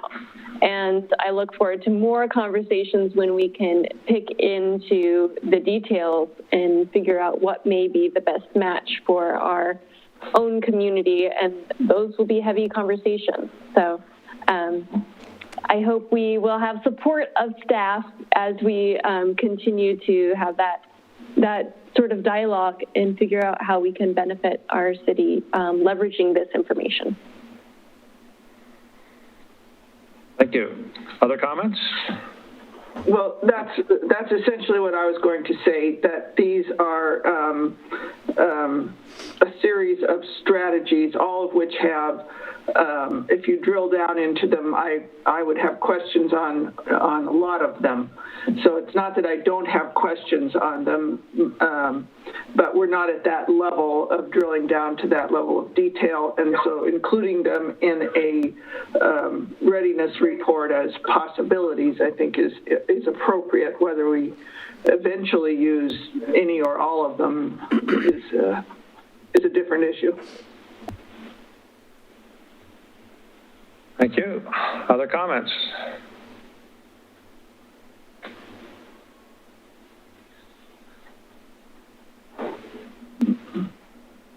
If there's no other comments, are we ready for a vote then on motion to approve resolution 2861? For the vote, all in favor, please say aye. Raise your hand. Aye. Aye. We have unanimous 5. Thank you very much. Appreciate it, Mr. Vance. Good step forward. Thank you. Have a good night. You too. That then brings us to, let's see, are we doing all right? Does anybody need a break? Are we all right to keep moving? Staff is fine. Okay. Next item on new business is the City Council review of Development Review Board Resolution 382. So I've got a supplied protocol here, and I will order the City Wilsonville Council call-up of Development Review Board Resolution 382. Due to the COVID-19 pandemic and Governor Brown's emergency order, this meeting is being held remotely by Zoom. Information regarding how the public could attend this meeting remotely is posted at City Hall and was also published timely in the Wilsonville Spokesman and is also posted on the city's website, shown on the screen. Do any members, these are statutory requirements to ask and answer these questions. Do any members of City Council wish to abstain or declare a conflict of interest? No. I can't see everybody here. Just a minute here. No. Thank you. We need to have responses from any other responses from council? No? Okay. Have all members familiarized themselves with the record? Yes. Yes. Yes. Yes. Okay, there we have everyone. Yes, thank you. This call-up is on the record, meaning no new testimony is accepted or considered, but staff will present a summary of the DRB decision. The on-the-record materials will be available for your questions and will be available for your questions. If you have, you have all received a complete copy of the record. Your decision will be in order in the form of a motion to either affirm, to reverse, or to remand to DRB. With that, we'll ask staff to go ahead and present their report. Thank you, Mayor Knapp, councilors. My name is Miranda Bateshell, Planning Director for the City of Wilsonville.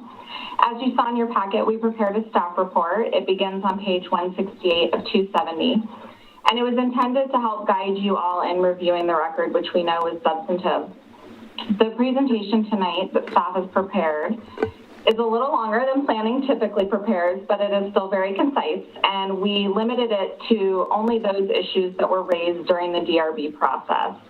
We wanted to make sure that you understood the relevant standards for the parts of the record that neighbors testified about at those 2 hearings, We will not be going over the rest of the record in our presentation, so we have the entire team here this evening to answer any questions that you may have, including Coy Lay, the Development Engineering Manager, Daniel Polly, Planning Manager, and Cindy Lugtoy, Associate Planner.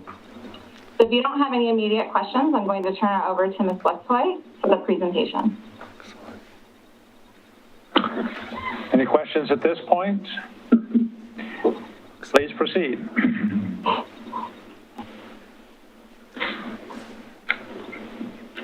All right. Can Can you all see my screen? Yep. Okay. Yes, looks good. All right, great. Good evening, Mayor Knapp and councilors. My name is Cindy Luxhoy, Associate Planner, and I'm here tonight to present some background related to City Council review of the record of Development Review Board Resolution number 382, approving the Southwest Magnolia Townhomes project in Wilsonville's Old Town neighborhood. Bear with me here. Okay. The city received a development permit application for the proposed project on December 23rd, 2019. The application included requests for review of the Stage 2 final plan, site design review, and Type C tree removal plan.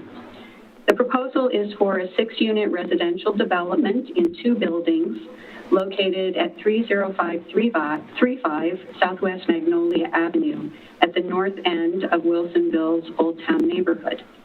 The subject property is shaded red on the map on this slide. The project site is subject to several land use designations, including multifamily development in the Wilsonville Square 76 Master Plan, which is still in effect, residential 16 to 20 units per acre and included in Area of Special Concern F in the Comprehensive Plan, located in the Boones Ferry District of Wilsonville's Old Town Neighborhood Plan, and zoned planned development commercial in the Old Town Overlay Zone. As shown here, the approval process from pre-application meeting in August of 2019 through hearing and approval by the Development Review Board spanned approximately 13 months. This slide outlines key dates in the application review process. A pre-application meeting was held on August 29th, 2019.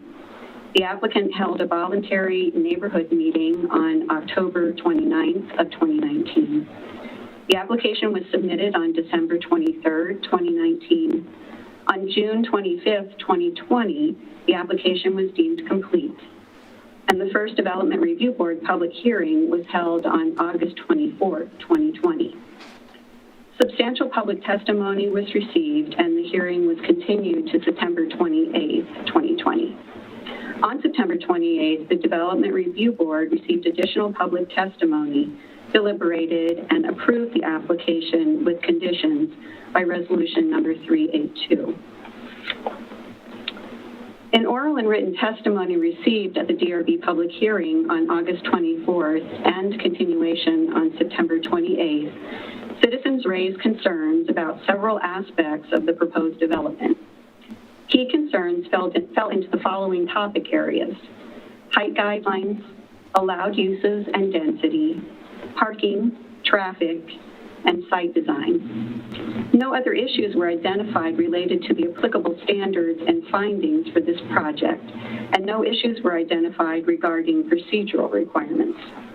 In the following slides, staff will briefly summarize compliance of the project with standards specific to these key areas of concern raised by the public comment. The key issue related to height guidelines is whether or not the proposed building meets applicable height standards. Applicable standards are addressed in findings A19 and B37 of the DRB staff report in Exhibit D on pages 28 and 51 of 66. Per section 4.13805, the height is as specified in the underlying base zone. There is no specified height for residential development in the PDC zone. However, per subsection 4.11304, the DRB may regulate height consistent with adequate fire protection and apparatus height limitations to provide buffering of low-density developments and to protect scenic vistas of Mount Hood and the Willamette River. In the absence of a height limitation for residential development in the PDC zone, the maximum of 35 feet for residential development was applied, consistent with the height limitation in the adjacent residential properties and residential zones elsewhere in the city. Section 4.001 of the code governs how the height of a building or structure with a pitched roof is measured. The height measurement is from the ground to the middle height gable between the eaves and ridge of the roof. The proposed height of the buildings in the development is 27 feet to the eave and 32 feet to the peak, resulting in a middle height of 29.5 feet, which is 5.5 feet less than the allowed maximum. Prior to the September 28, 2020 DRB meeting, the applicant agreed to further reduce the height by 1.5 feet to 28 feet, which is 7 feet less than the allowed maximum. Therefore, the standards related to height are met. The key issues related to density, uses and density are whether or not the proposed use is allowed by the underlying zoning, which in this case is the PDC zone, and whether or not the density is consistent with the comprehensive plan designation for the parcel. Applicable standards are addressed in findings A6 and A28 of the DRB staff report in Exhibit D on pages 24 and 29 of 66. Per subsection 4.140.06, proposed development must be consistent with the comprehensive plan and other applicable plans. The subject property is designated multifamily residential in the Wilsonville Square 76 master plan and residential 16 to 20 units per acre in the comprehensive plan. Proposed density of the development is 16.2 units per acre, which is at the low end of the allowed range. For subsection 4.131, 01, and 02, residential use is permitted in the PDC zone, which allows residential uses that are permitted in the TDR zone. Therefore, these standards related to uses and density also are met. The key issue related to parking is whether or not the required number of spaces by code are provided in the project. Applicable standards are addressed in findings A47 through A60 of the DRB staff report in Exhibit D on pages 33 through 36 of 66. For subsection 4.15503 and Table 5, a minimum of 1 parking space per dwelling unit for single-family dwelling units, duplexes, and multifamily dwelling units of 10 or fewer units is required. There is no maximum limitation on parking spaces. Based on the 6 units proposed in the development, 6 spaces are required. The applicant has provided a total of 12 spaces, 6 in garages and 6 in driveways and the access easement area. Therefore, parking standards are met.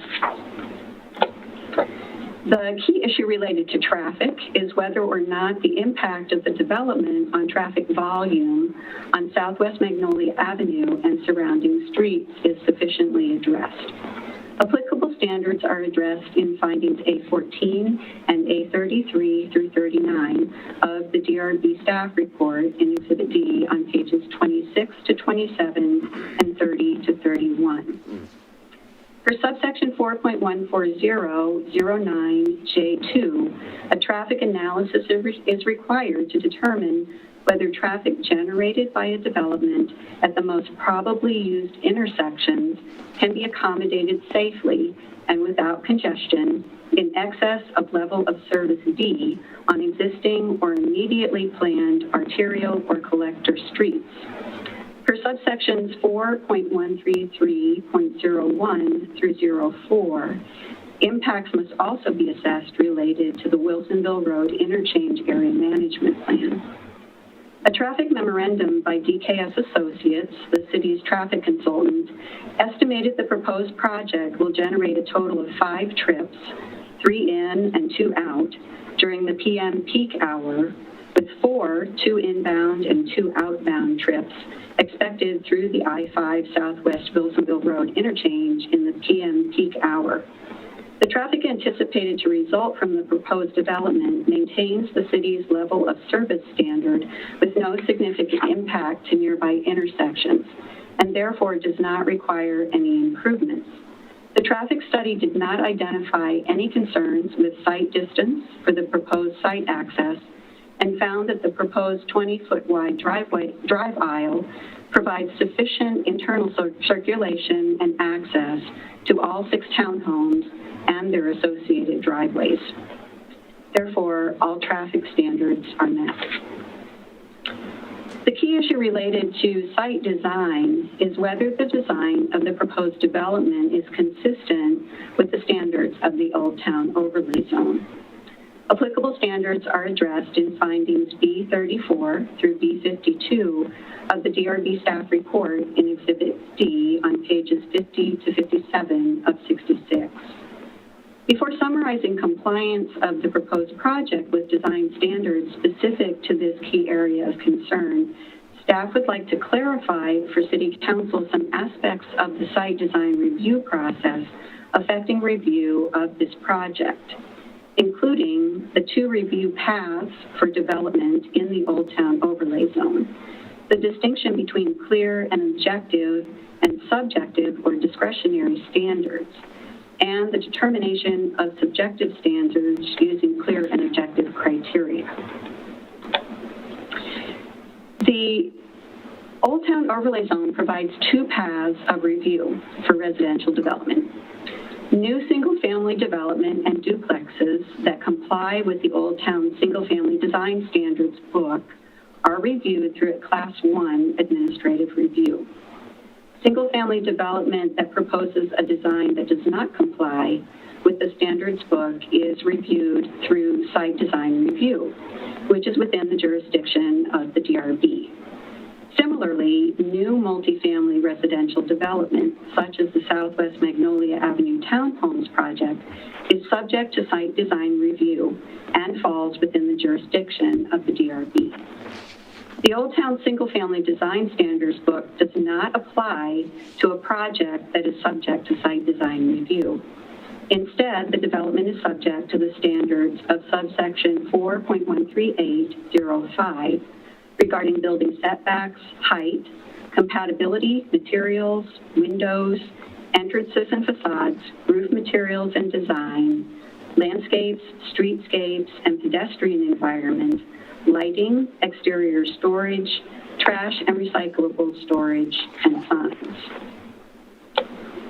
As defined in Oregon Revised Statutes 197.307 regarding the effect of need for certain housing in urban growth areas, a local government may adopt and apply only clear and objective standards, conditions, and procedures regarding the development of housing, including needed housing. Needed housing includes attached and detached single-family housing and multiple family housing for both owner and renter occupancy. The clear and objective standards, conditions, and procedures may include, but are not limited to, one or more provisions regulating the density or height of development, and may not have the effect, either in themselves or cumulatively, of discouraging needed housing through unreasonable cost or delay. If the clear and objective standards, conditions, or procedures do not meet this definition, they are considered subjective or discretionary. With respect to site design review of development within the Old Town Overlay Zone, and more specifically, review of multifamily development, such as the proposed project, subject to DRB review, most site design standards are clear and objective. However, there are some criteria, such as those related to building compatibility and materials, that are more subjective or discretionary. In instances where a standard is more subjective, additional clear and objective standards are provided in the code to further define the criteria, which helps staff determine whether and how the subjective criteria are met. For example, the Old Town Overlay Zone criteria in subsection 4.13805G related to building compatibility requires the design and materials of proposed buildings shall reflect the architectural styles of the Willamette Valley during the period from 1880 to 1930, and that residential buildings shall be designed to reflect the size and shape of traditional dwellings from the period from 1880 to 1930. Because these standards are more subjective or discretionary, the code further defines the type of building materials and massing, roof materials, articulation of building facades, windows, and other design features that are consistent with this period of architectural style, while providing some latitude for the applicant to demonstrate how they meet the applicable criteria. In other words, as shown on this slide, if a proposed development includes features such as a facade divided into a series of smaller dwellings, varied facades and articulations, durable exterior materials, the allowed type of siding, a roof pitch greater than 4 to 12, incorporates allowed roof material and has covered entryways and variations in relief, then it is determined to reflect the architectural style of the 1880s to 1930s.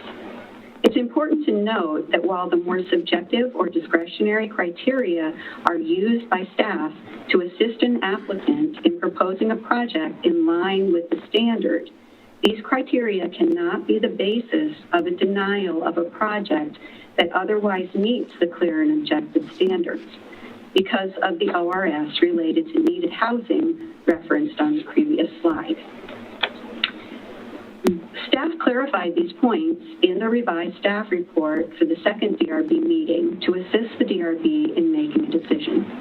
The standards for development subject to site design review and whether and how they are met by the Southwest Magnolia Avenue Townhomes project are outlined in the staff report in Exhibit D under finding B37, starting on page 51 of 66.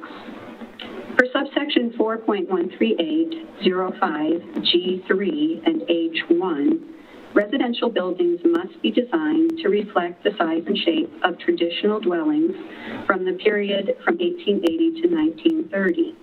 And building facades in larger multifamily buildings must be divided into units that give the appearance of a series of smaller buildings.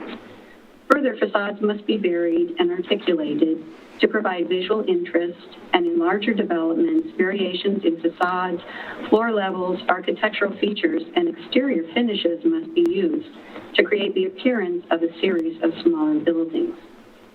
As shown in the precedence photos in the applicant's submitted materials, the size and scale of the proposed development is typical of area row houses of the period. Buildings are broken up by roof lines and articulation, and facades are varied and articulated to provide visual interest. Thus, these design criteria are met. For subsection 4.138, .05, H2, H4, and H5, exterior building materials must be durable and convey a visual impression of durability. Examples include masonry, stone, stucco, and wood. In addition, other materials that replicate the appearance of these durable materials may be used. Wood siding is to be bevel, shingle, or channel siding, or the equivalent, and T111 and similar sheath siding is not allowed unless it is incorporated with batten treatment to give the appearance of boards. Exterior materials and colors must match the architecture of the period. As shown in the materials board and elevations in the applicant's materials, exterior building materials are durable or convey the visual impression of durability, including shingles and natural wood. Wood and shingle siding is proposed. Exterior materials match period architecture by complying with the listed materials and by including natural, neutral colors typical of a variety of architectural styles. Thus, these criteria are met. Per section 4.138, I1 and I5, pitched roofs must have a minimum pitch of 4 to 12. Preferred roofing materials that are visible from a public street include wood or architectural grade composition shingles, tile, or metal with standing or batten seams. As shown in the materials board and elevations in the applicant's materials, the roof is gabled with a pitch of 6 to 12. Proposed roofing material is dark gray, metal, standing seam. these criteria are met. For section 4.13805J and K, if visible from the street, entrances to multifamily residential buildings must be architecturally emphasized with coverings. Buildings must incorporate amenities such as alcoves, awnings, or porticos to protect pedestrians from rain and sun, and buildings must have variations in relief, such as cornices, bases, fenestrations, and other aesthetic treatments to enhance pedestrian interest. As shown in the elevations in the applicant's materials, entrances are emphasized with coverings and lighting. Covered entries match the architectural precedents provided, and decks, alcoves, and entries are covered or recessed. Buildings have variations and relief in the materials used, the arrangement of windows and doors on the buildings, and elevations and articulations of the building facades. I'm going to, one moment, please. I'm going to turn my light back on. I had to turn my light back on, I apologize. As demonstrated in this and the previous 3 slides, all standards relating to building compatibility, building materials, and roof materials and design, building entrances, and building facades are met. Therefore, the proposed development meets the standard in subsection 4.13805G1 that states that the design and materials of proposed buildings shall reflect the architectural styles of the Willamette Valley during the period from 1880 to 1930. As discussed earlier in the presentation, in instances where a standard such as this is more subjective or discretionary, clear and objective standards in the code help staff determine whether and how the subjective criterion is met. As demonstrated in the previous 4 slides, the proposed development meets the clear and objective standards by incorporating a facade divided into a series of smaller dwellings, varied facades and articulations, durable exterior materials, allowed type of siding, a roof pitch greater than 4 to 12, allowed roof materials, and covered entryways and variations in relief. Therefore, it's determined to reflect the architectural style of the 1880s to 1930s, and the standard is met. In conclusion, the public hearing before the Development Review Board followed proper noticing and hearing procedures, and the DRB members considered public testimony and the staff report findings and recommendations. After closing the public hearing on September 28, 2020, the DRB moved to approve the application with conditions contained in the staff report. Discussion highlighted the DRB's understanding of citizen concerns and also the need to rule based on the code. DRB members determined the application met existing city policies and requirements and approved the application with conditions by a vote of 3-1 by resolution number 382. Based on the City Council staff report and Development Review Board record, the staff recommends that City Council affirm DRB resolution number 382 approving the Southwest Magnolia Avenue Townhomes project. This concludes staff's presentation. As Ms. Bateshell said, the Planning Director, Planning Manager, and Development Engineering Manager are all here this evening to answer any questions. And thank you. Thank you. Okay, I think the first step is to see if anybody has questions for staff on any of the detail or specifics that have been outlined.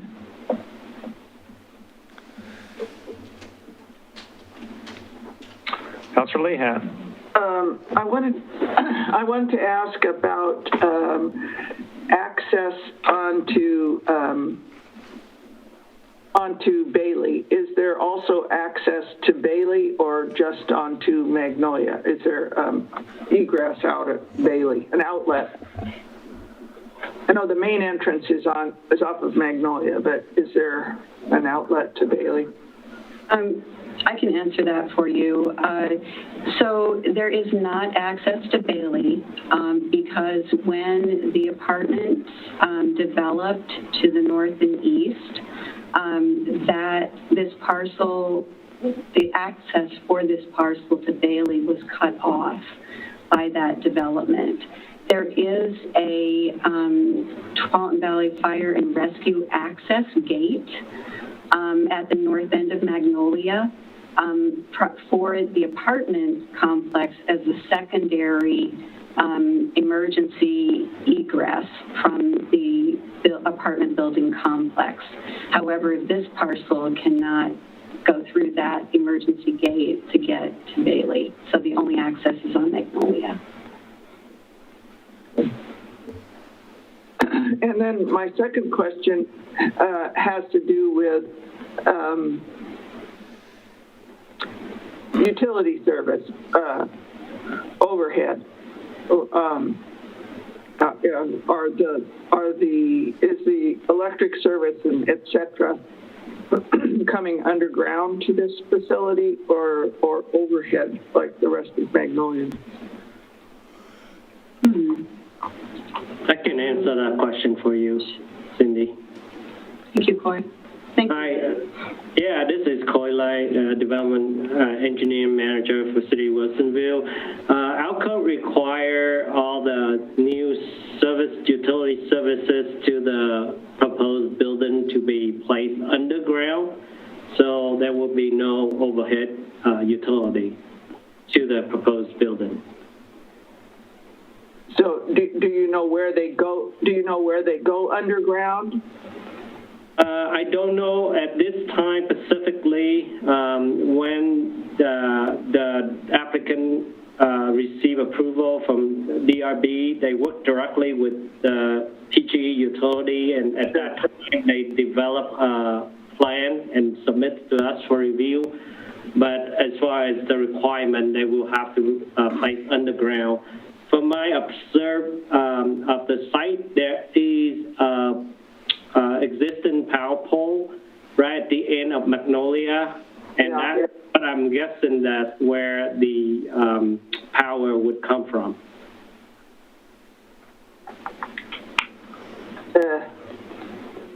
Maybe.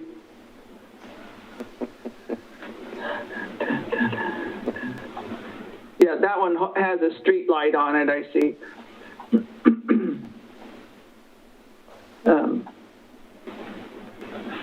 Okay.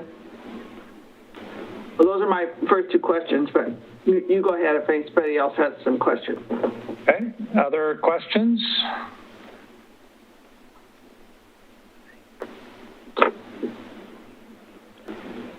Well, then I have another question. And maybe I missed it in the presentation, which was really quite thorough. The buildings originally started out as one building, is that right? Yes. As one 6-unit facade, and was split into 2 buildings, 3 buildings, or split into two that each had 3, is that correct? Yes, that's correct. To break up the front of the facade, I understand. Yes, they started with one building, they broke it into 2, and then they also reoriented the buildings a little bit, so they weren't on a straight line, but they were angled. Okay. Okay, now you can ask some more questions. Can staff advise us their perception of what the neighborhood's primary difficulties with this approval, DRB approval, are? I mean, what is the nature of the difficulties that have been expressed? I mean, Mayor Knapp, Miranda Bateshell, Planning Director, I think I would really highlight the key points that Ms. Lexoy was discussing in the presentation that can be found. If you review the testimony, we submitted both testimony records. I mean, the key things were related to traffic and parking, the building height, and so therefore the density. I don't know that they necessarily use the word density, but the concern over, 6 units on that lot, where some of the lots just to the south are single family. And then site design and whether it fit the characteristics of some of those standards that were put in place for the single family pattern book, which, as staff noted, do not apply to this project specifically. So I think we really try to tailor the presentation to those concerns that we heard. I think that really is the nature of those comments. So in reading through, especially the 28th minutes, it seems like there is a interest in some of the neighborhood that this property not be multifamily zoned, that they really would like to have it be single family, but in fact it's not. It is multifamily, and that's one of the significant disconnects, because the comments that I'm seeing in many cases suggest that people would like to have something that looked more like a single family home, that was more common or more represented within the Old Town area. And the difficulty the applicant seems to be having is to try to apply that visual image to a multi-story unit that is necessary for the multifamily density to be achieved. And so it's like people are kind of starting out from different point of reference. Mm-hmm. Do you think that I'm interpreting it correctly, or? I think we want to be. Yes, Mayor. I think there were a number of residents who testified that they had a preference for single family on that lot. Yeah. Okay, so the other important piece, it seems to me, for council to recognize is this concept of clear and objective standards that the law requires for applicability of a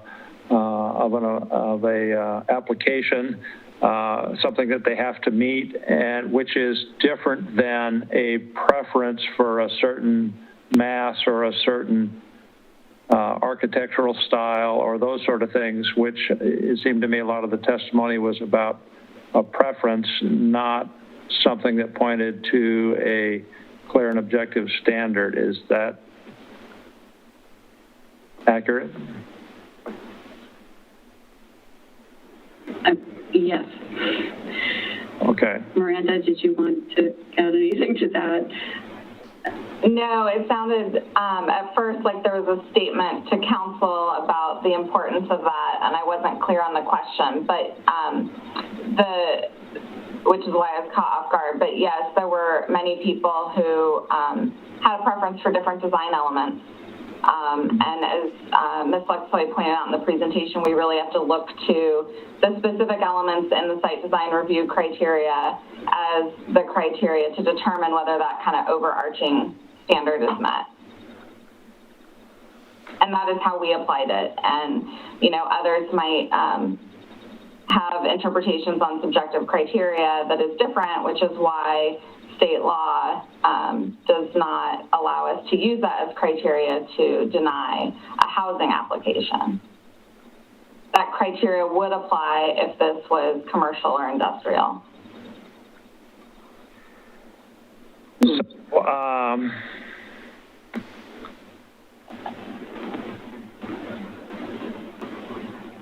does that reference that you just made, Ms. Batchel, to what the law allows on a residential, is that coming out of the recent state legislation? it is not related specifically to House Bill 2001 and 2003. It actually predates that, but it is fairly recent. I can't remember exactly when it was passed. Okay. All right. So the council needs, whether or not we're as experienced as some of the DRB people are, we have several members of council who have experience on DRB. Others do not, but the concept that approval or disapproval must be related to clear and objective stated standards is the foundational principle that we have to act on under state law. And so the presentation that we've heard from you is addressing ways in which this project in staff's best judgment has met the clear and objective needs that by category and by statute apply to this particular site. Are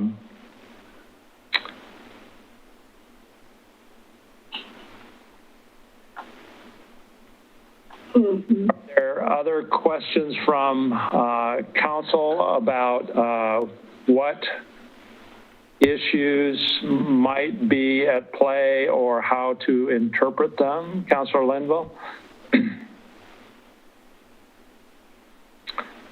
One of the issues and concerns that was brought to me early on regarding this project was a concern that perhaps not all persons, not all of the public were afforded the opportunity to testify in this matter.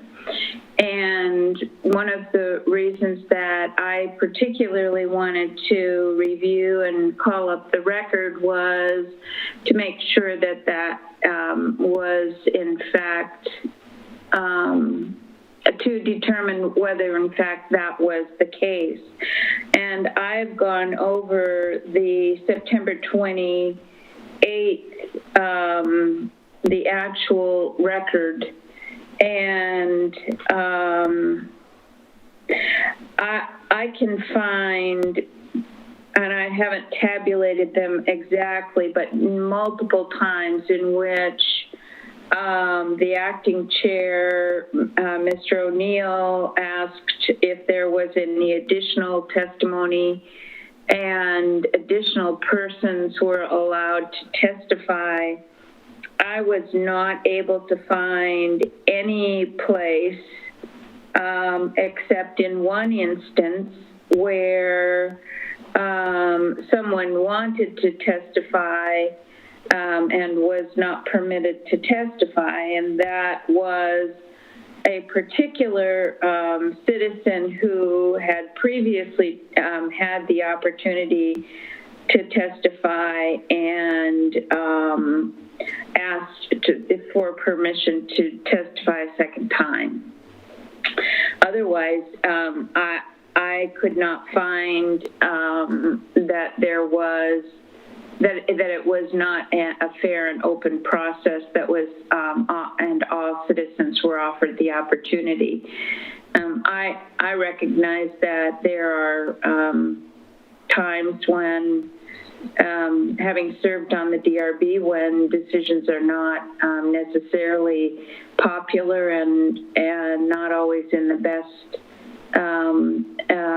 along the best lines with the wishes of all who are involved. So I was mostly concerned about public access and process in the hearing process. So I did not find that to be the case.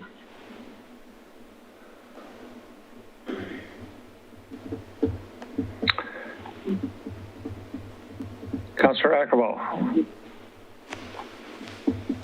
Thank you, and thank you for the detailed kind of walkthrough and report on the materials and the opportunity to review the record in advance of this meeting. And as I was reading through the record and, what was said during the DRB meetings, I observed many comments, I guess, from the community members about concern over the site design. And I understand that subjective design criteria can't be grounds for denial of a housing project. I do think it's important that we try and articulate kind of what the vision is or the desire for site design still in our criteria or in the pattern book or the different vehicles that we might have to convey vision.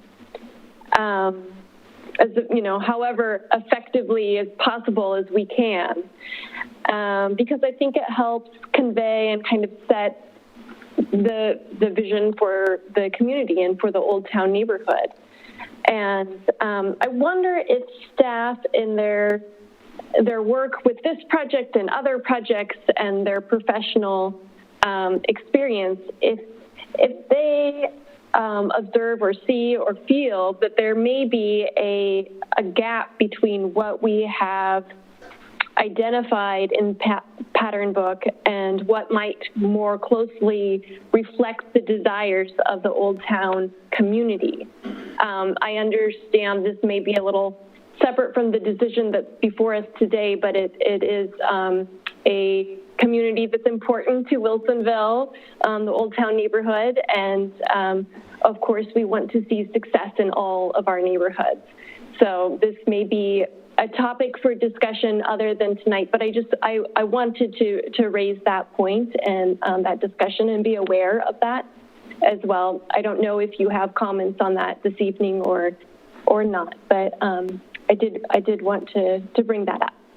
I would just offer briefly, Council President Ackerval, since the single-family design standards pattern book was discussed on the record, I can just highlight a couple things within that may be relevant.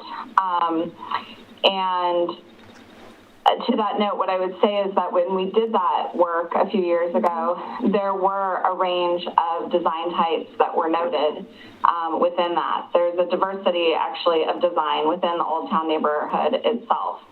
And so when we did that inventory, I think even within that neighborhood, there's a vast array of what site design means and what site design fits there. There's quite a bit of variety that actually was provided for in those site design review standards. And whether it marks everyone's boxes or not, one of the things that was done as part of the review is the applicant put in their exhibits, I have to remember if it's I think it's B4, or maybe it's B3, where they kind of went through the Old Town neighborhood and they took some of the structures that are in the Old Town and they highlighted design elements from those buildings and then showed how those are design. And so from that, we're able to see that at least some of the existing design, which was also some of the elements that were put into the design handbook, were conveyed in a multi-family residential project. So there was some compatibility there that was provided to those standards, but again, those standards do still offer a kind of wide array because of the diversity of structures in the Old Town neighborhood. Whether we can do more or not, I do think that could be a conversation for another day if the council would like to have it. Thank you for that perspective. And I do recall seeing some images specifically from Old Town that were included of homes and where, roof lines or different elements were highlighted. That's a good point. But thank you for your comments on that. Questions or discussion? Councilor West. This is an outside kind of, I don't know, shot. I'll probably talk a little bit more in discussion after a motion's made. Let's be sure that we stay on the materials that are in the record. Right. Thank you. So I guess my question is, I noticed in the record that there is a number of trees existing on the property. One of them is an elm tree. Are any of those trees, have we looked at them or no, have any significant value whatsoever? I know a couple of them are not native species, but the elm is a highly desired and often, I think, protected tree in the Portland area. I'm just curious if we had a chance to learn about that elm tree, if it's a significant tree in the city.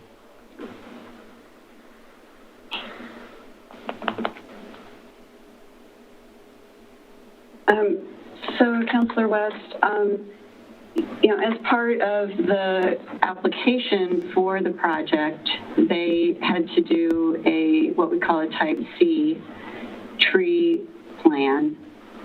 So they inventoried all the trees on the site by size, what species, health, and then the arborist, and that's prepared by a certified arborist. And then the arborist also, makes a recommendation or indicates, whether that tree is going to be, is recommended for preservation or removal. In this particular case, just due to the size of the site and trying to develop it with two buildings such as this, as well as a common open space for the future residents and circulation areas and all of that, all the trees were recommended for removal, just because there's not space on the site to preserve them. And our code does allow for trees to be removed. We do make special, we do have special regulations for, in particular, Oregon white oaks of substantial size. However, an elm such as this would not, is not on our list to give special consideration to. And then they are required to mitigate those trees being removed on a one-for-one basis throughout the site, whether that's in the perimeter landscaping or in landscape islands or other areas on the site, and they exceeded the replacement requirements for the trees that are being removed. Thank you for clarifying that. Mm-hmm. You're welcome. Other questions? There were questions in some of the testimony at the original hearings about safety for children. Were there any standards pertaining to that came into play, or how did that get looked at?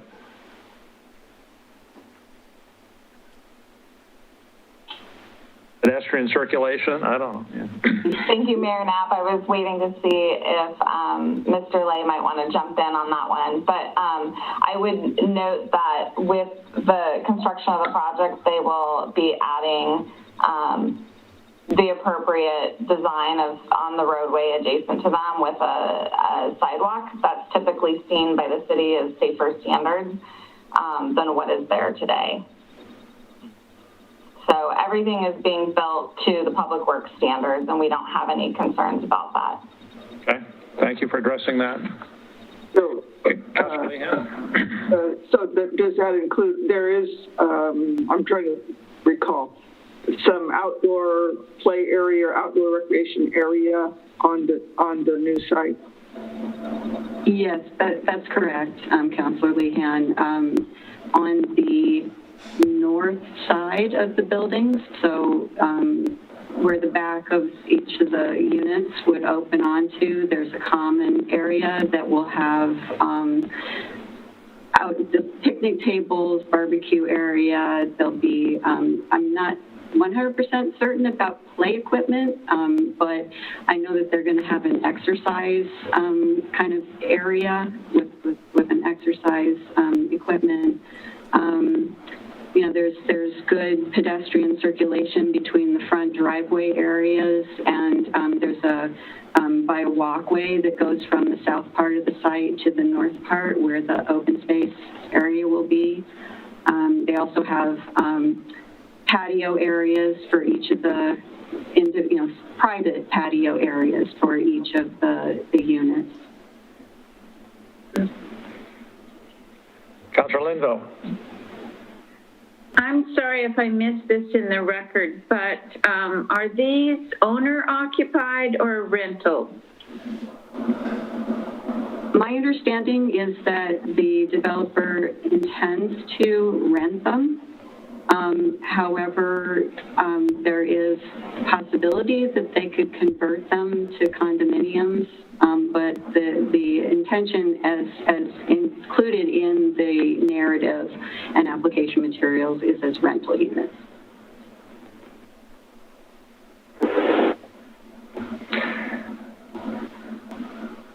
So what other information does the council wish to have before reaching a decision here? On the record.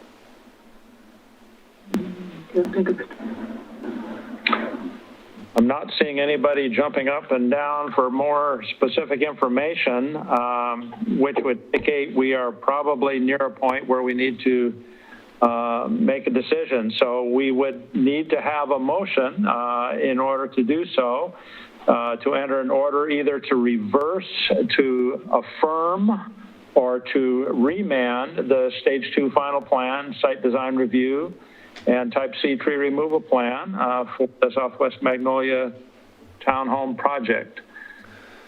Is there a motion with regard to this, to either reverse, affirm, or remand? We will need to cite findings in order to support any of those three options. Not to affirm. Not affirm. Not to affirm, Mayor, but anything not affirming, you would have to have findings. Thank you. Yep. Thank you for that clarification.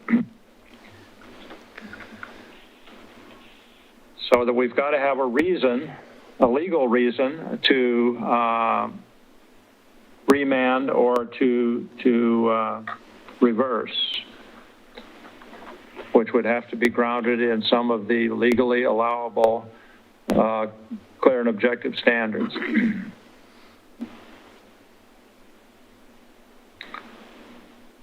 If we think that the DRB has done it correctly and followed the rules, then the motion would be to affirm. The two DRBs.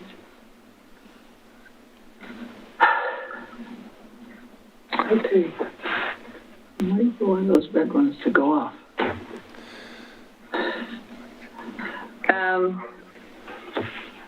You go, I'll go. Councilor Lehan, did you want to make that motion?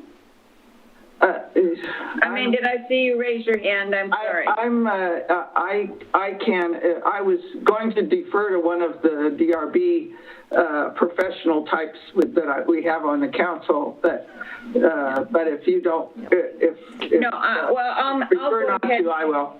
No, I'll go ahead and make the motion. It was my original motion to call this up, and I appreciate that we've done, the staff has done yeoman's work in trying to help us through and all the documentation.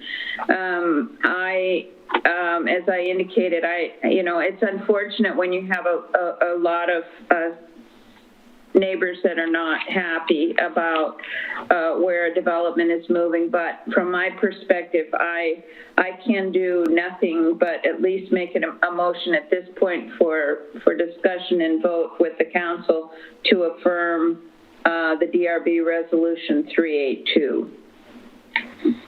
Thank you. Councilor Linville, is there a second? I will second that. Second from Councilor Lehan. In order to be clear, I thought the indication from City Attorney was that a finding of affirmation would also need to cite a finding that all the required criteria as set forth in the staff reports had been met. Is that accurate or inaccurate in my understanding, Ms. Jacobson? That's right. I mean, the finding is that, your finding is that the DRB followed the required protocol and the required code provisions. So yes, I mean, that's a basic, straightforward finding. I think what the city manager was saying that if... Do we need to... Do we cite that in the motion? You don't, no, if you're affirming it, you don't need to. I think you've got some various languages there. Yeah. Okay. Is there any further discussion the council would like to have on the motion? Councilor West. Can't hear you. You're on mute. I really struggled with this, and I empathize with the neighbors that live in Old Town. I mean, really wrestled with this as I combed through the record. And I have a lot of problems with this build, and I have problems with the situation. You know, the builder looks like they did follow all of the code requirements, but they did fall short in one area, in my opinion, is that they really failed to build that relationship and really do thorough outreach to the community to make sure that they were totally heard. The one meeting on October 2019, in my opinion, that alone is lacking and not enough. I don't think Mundy people in Old Town that are going to have to live with this like this build. They don't like the character of it, and I think that their issues are valid, and I hear them. And I think that this highlights maybe that us as a council in the city need to revisit our code and prevent desperately impacted communities like Old Town from having this happen again. Our code seems to promote infill density like the one that we're discussing tonight. And the state legislators, unfortunately, have taken much of the control away from local municipalities to do what they deem best is for their community. You know, I ran for office. One of the reasons why I ran is because of density issues. We hear in surveys every 2 years that density, traffic, and those issues are major concerns for our community. And here we are dealing with that number one concern again. And what they did do right, the builder did do right, is they did do some things that are good. They doubled those parking requirements to try to address that.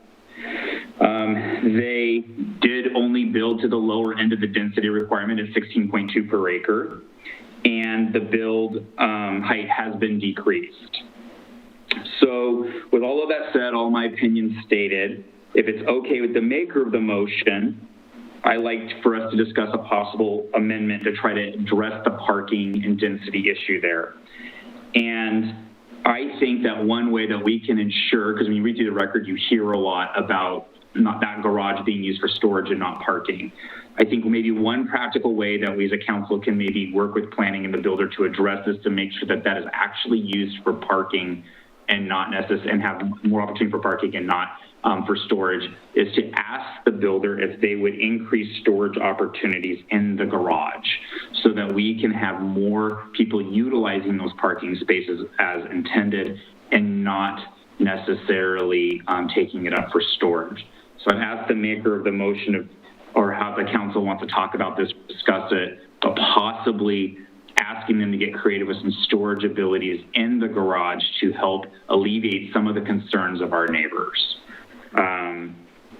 And so I don't know how we're going to wrestle with that language or tackle it, but I think it's worth creatively looking at is to see if we can help their concerns through parking by addressing storage issues and putting that condition out. Thank you. The first thing I'm going to do is going to ask our legal counsel whether or not adding a condition or directive to the approval meets the standards of what options we have here, which we have been instructed is to affirm or to remand or to reverse, but I didn't hear an option of adding additional conditions.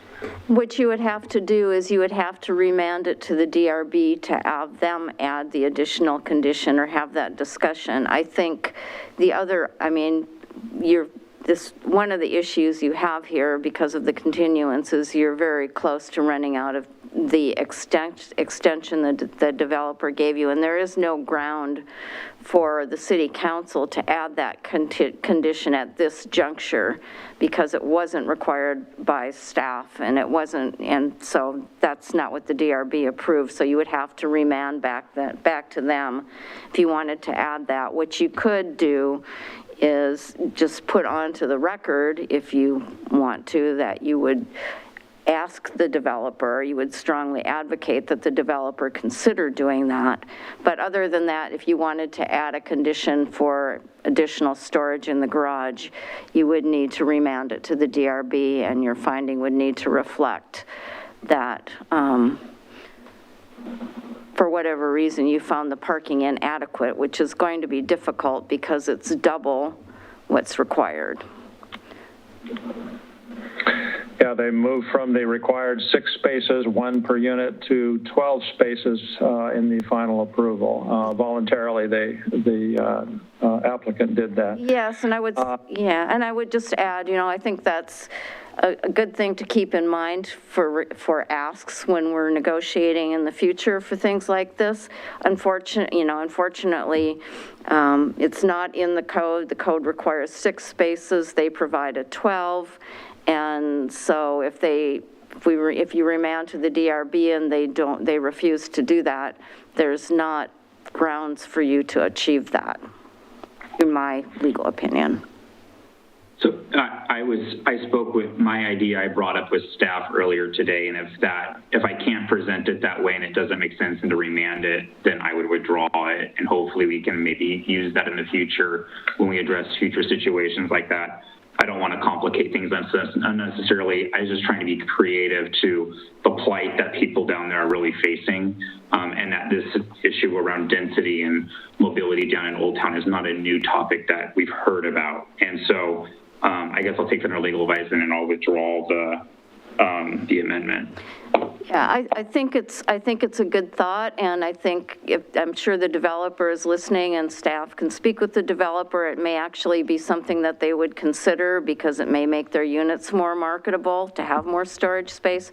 But, you know, I think the problem with remanding it to the DRB to do that is it's late in the game and there's no legal basis for them to be able to do it because they've offered double the parking spaces.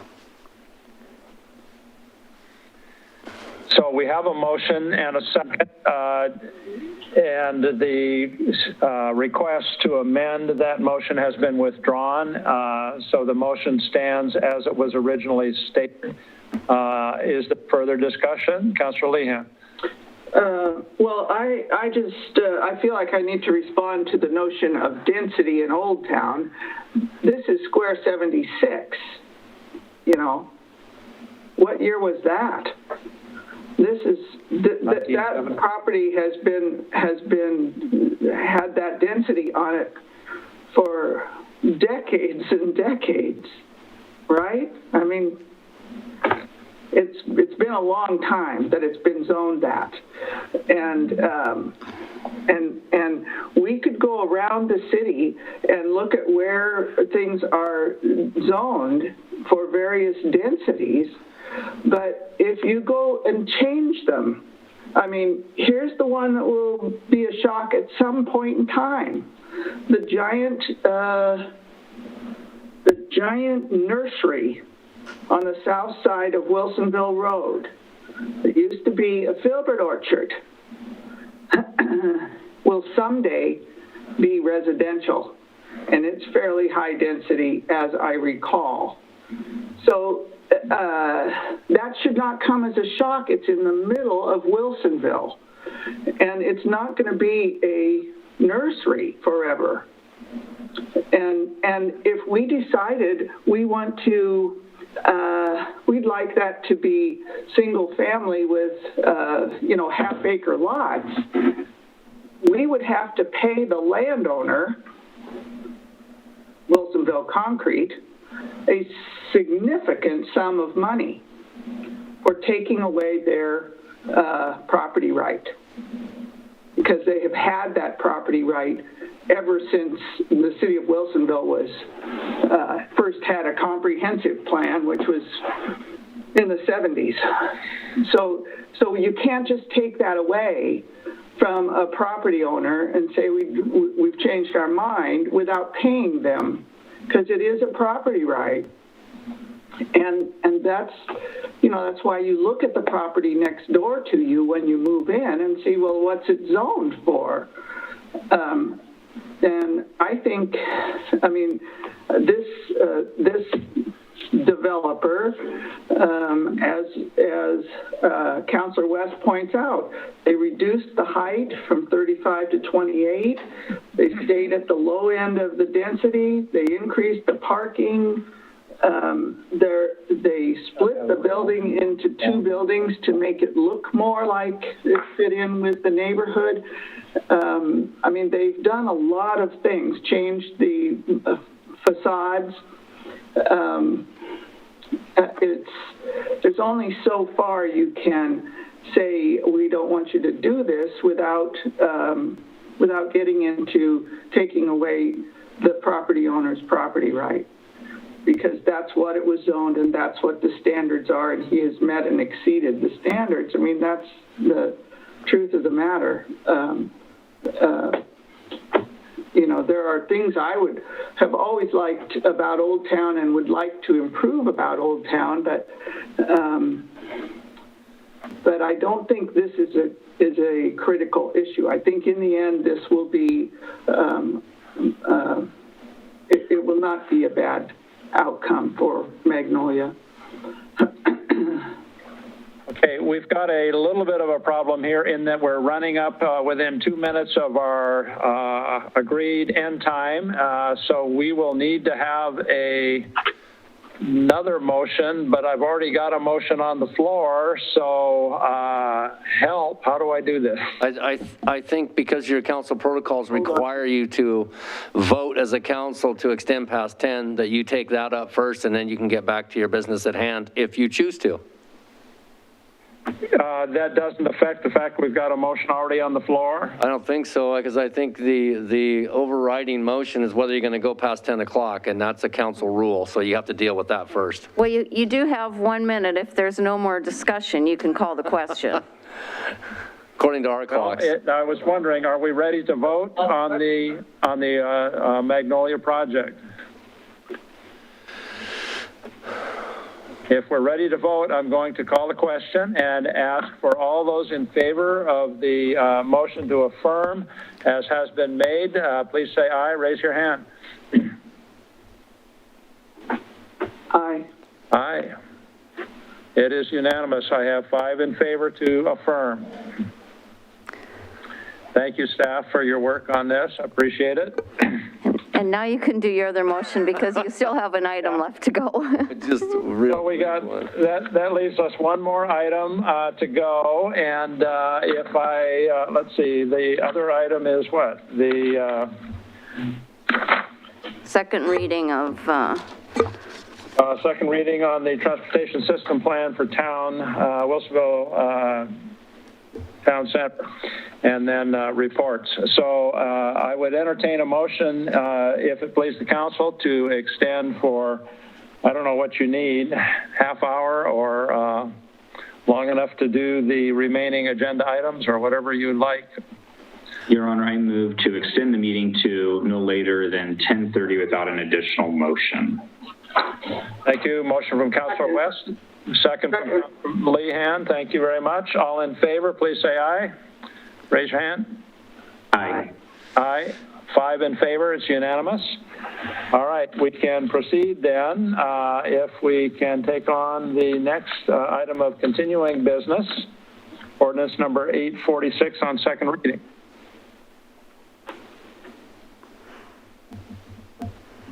Are you going to read it? Oh.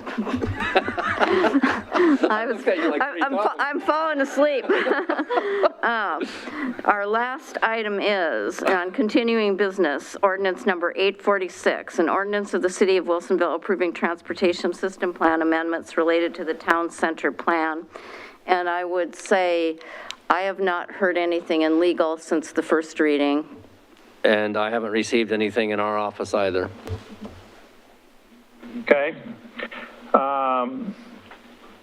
So there's no additional input on this since we had first reading on this town center plan amendments and for transportation. Is there a motion from council on how you would like to handle ordinance number 846 on second reading? Councilor Linville. Your Honor, I move to approve ordinance number 846 on second reading. Thank you. Motion from Councilor Linville. Is there a second? Second. Second from Councilor West. Thank you very much. Any discussion? I got a train coming by. I'm going to have to go silent here for a minute.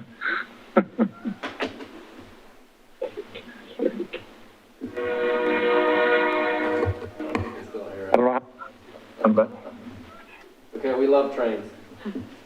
I do. We could vote maybe if well, it has to be a roll call on second reading, so it'll take a minute. I'm sorry, give me a second. It's not that loud. We can barely hear it. You can barely hear it. Not there. It's not here yet. Not there yet. I hope it's a short train. 3 cars. Like Thomas the Train Little. All right, he didn't lay on his horn very much. Okay. I will call for the question on the motion to approve or to adopt 846 on second reading on roll call vote. All in favor? Oh, Mayor Knapp. One at a time. No? Roll call. Yeah. Yeah, one at a time. Roll call, please. Okay, sorry. Councilor Linville? Yes. Councilor West? Yes. Council President Akroval? Yes. Councilor Lehan? Yes. Mayor Knapp? Yes. I believe that's unanimous then. 5 in favor. Thank you very much. We have no public hearing scheduled for tonight. That brings us to city manager business. Briefly, Mayor, members of council, just wanted to let you know that we had our second Zoom meeting for diversity, equity, inclusion. That conversation went very well. It lasted for a couple hours. We've expanded the folks that are involved in that conversation. If you have not received an invite, you will shortly. To get together with our consultant, Mr. Bill Dela Cruz. We're going to meet with you in groups of 2. We're going to include Mayor-elect Fitzgerald. After discussing with our community members, they thought it would be a good idea. We're going to work on some prompts and questions for that listening session. The thought right now is to have half of that be listening, and then in the other half would be engagement by council in some way. So the purpose of that meeting with our consultant, with you, is to kind of have that conversation with you in terms of your comfort level, and we can figure out how we're going to have a dialogue with our community members on that. So I think Zoe has sent out some meeting invites to you. I hope you've received those. If not, you will shortly. And then I guess lastly, it is the season for Thanksgiving, so I just want to thank all of you for all the great work you do for the community. We're going to triple your salary here soon, so your hourly rate's going way up. You're welcome, and all jokes aside, we do appreciate all the work by our city council members and all of our boards and commissions, and we're thankful for all the great work you do on behalf of The community, and I also want to thank my staff for another great year under very challenging times. That's all I have, Mayor. Thank you. I would just say excellent city manager's report also. Thank you, and that's all the credit to my department heads. So I appreciate that, and I will pass that feedback on. Yeah. Well, I certainly want to acknowledge on behalf of council also all the work that staff have done and management, you and Barbara, also Brian, in very trying circumstances this year. And I think that we have maintained continuity in remarkable ways, and we have continued to push forward, which is very helpful and satisfying that we have not just been marking time waiting for the pandemic to go away. So I think that is a marvelous example of adapting and figuring out different ways to do things, making adjustments. So thank you for your leadership on that. And thank you for all the staff and all the work that they have done this year also. Any legal report? No, just happy Thanksgiving to all, and thank you for the inspiring Thanksgiving messages. That's made me feel much more positive about the holiday, so. Good. I don't have any further items of business unless council has any last thing they want to mention. Happy Thanksgiving. Seeing none, I'm going to call us adjourned here. We didn't need a half hour at all. Thank you all very much on council. Thank you, staff. We'll see you soon again. We will call at 10:07. Thank you very much. Goodbye.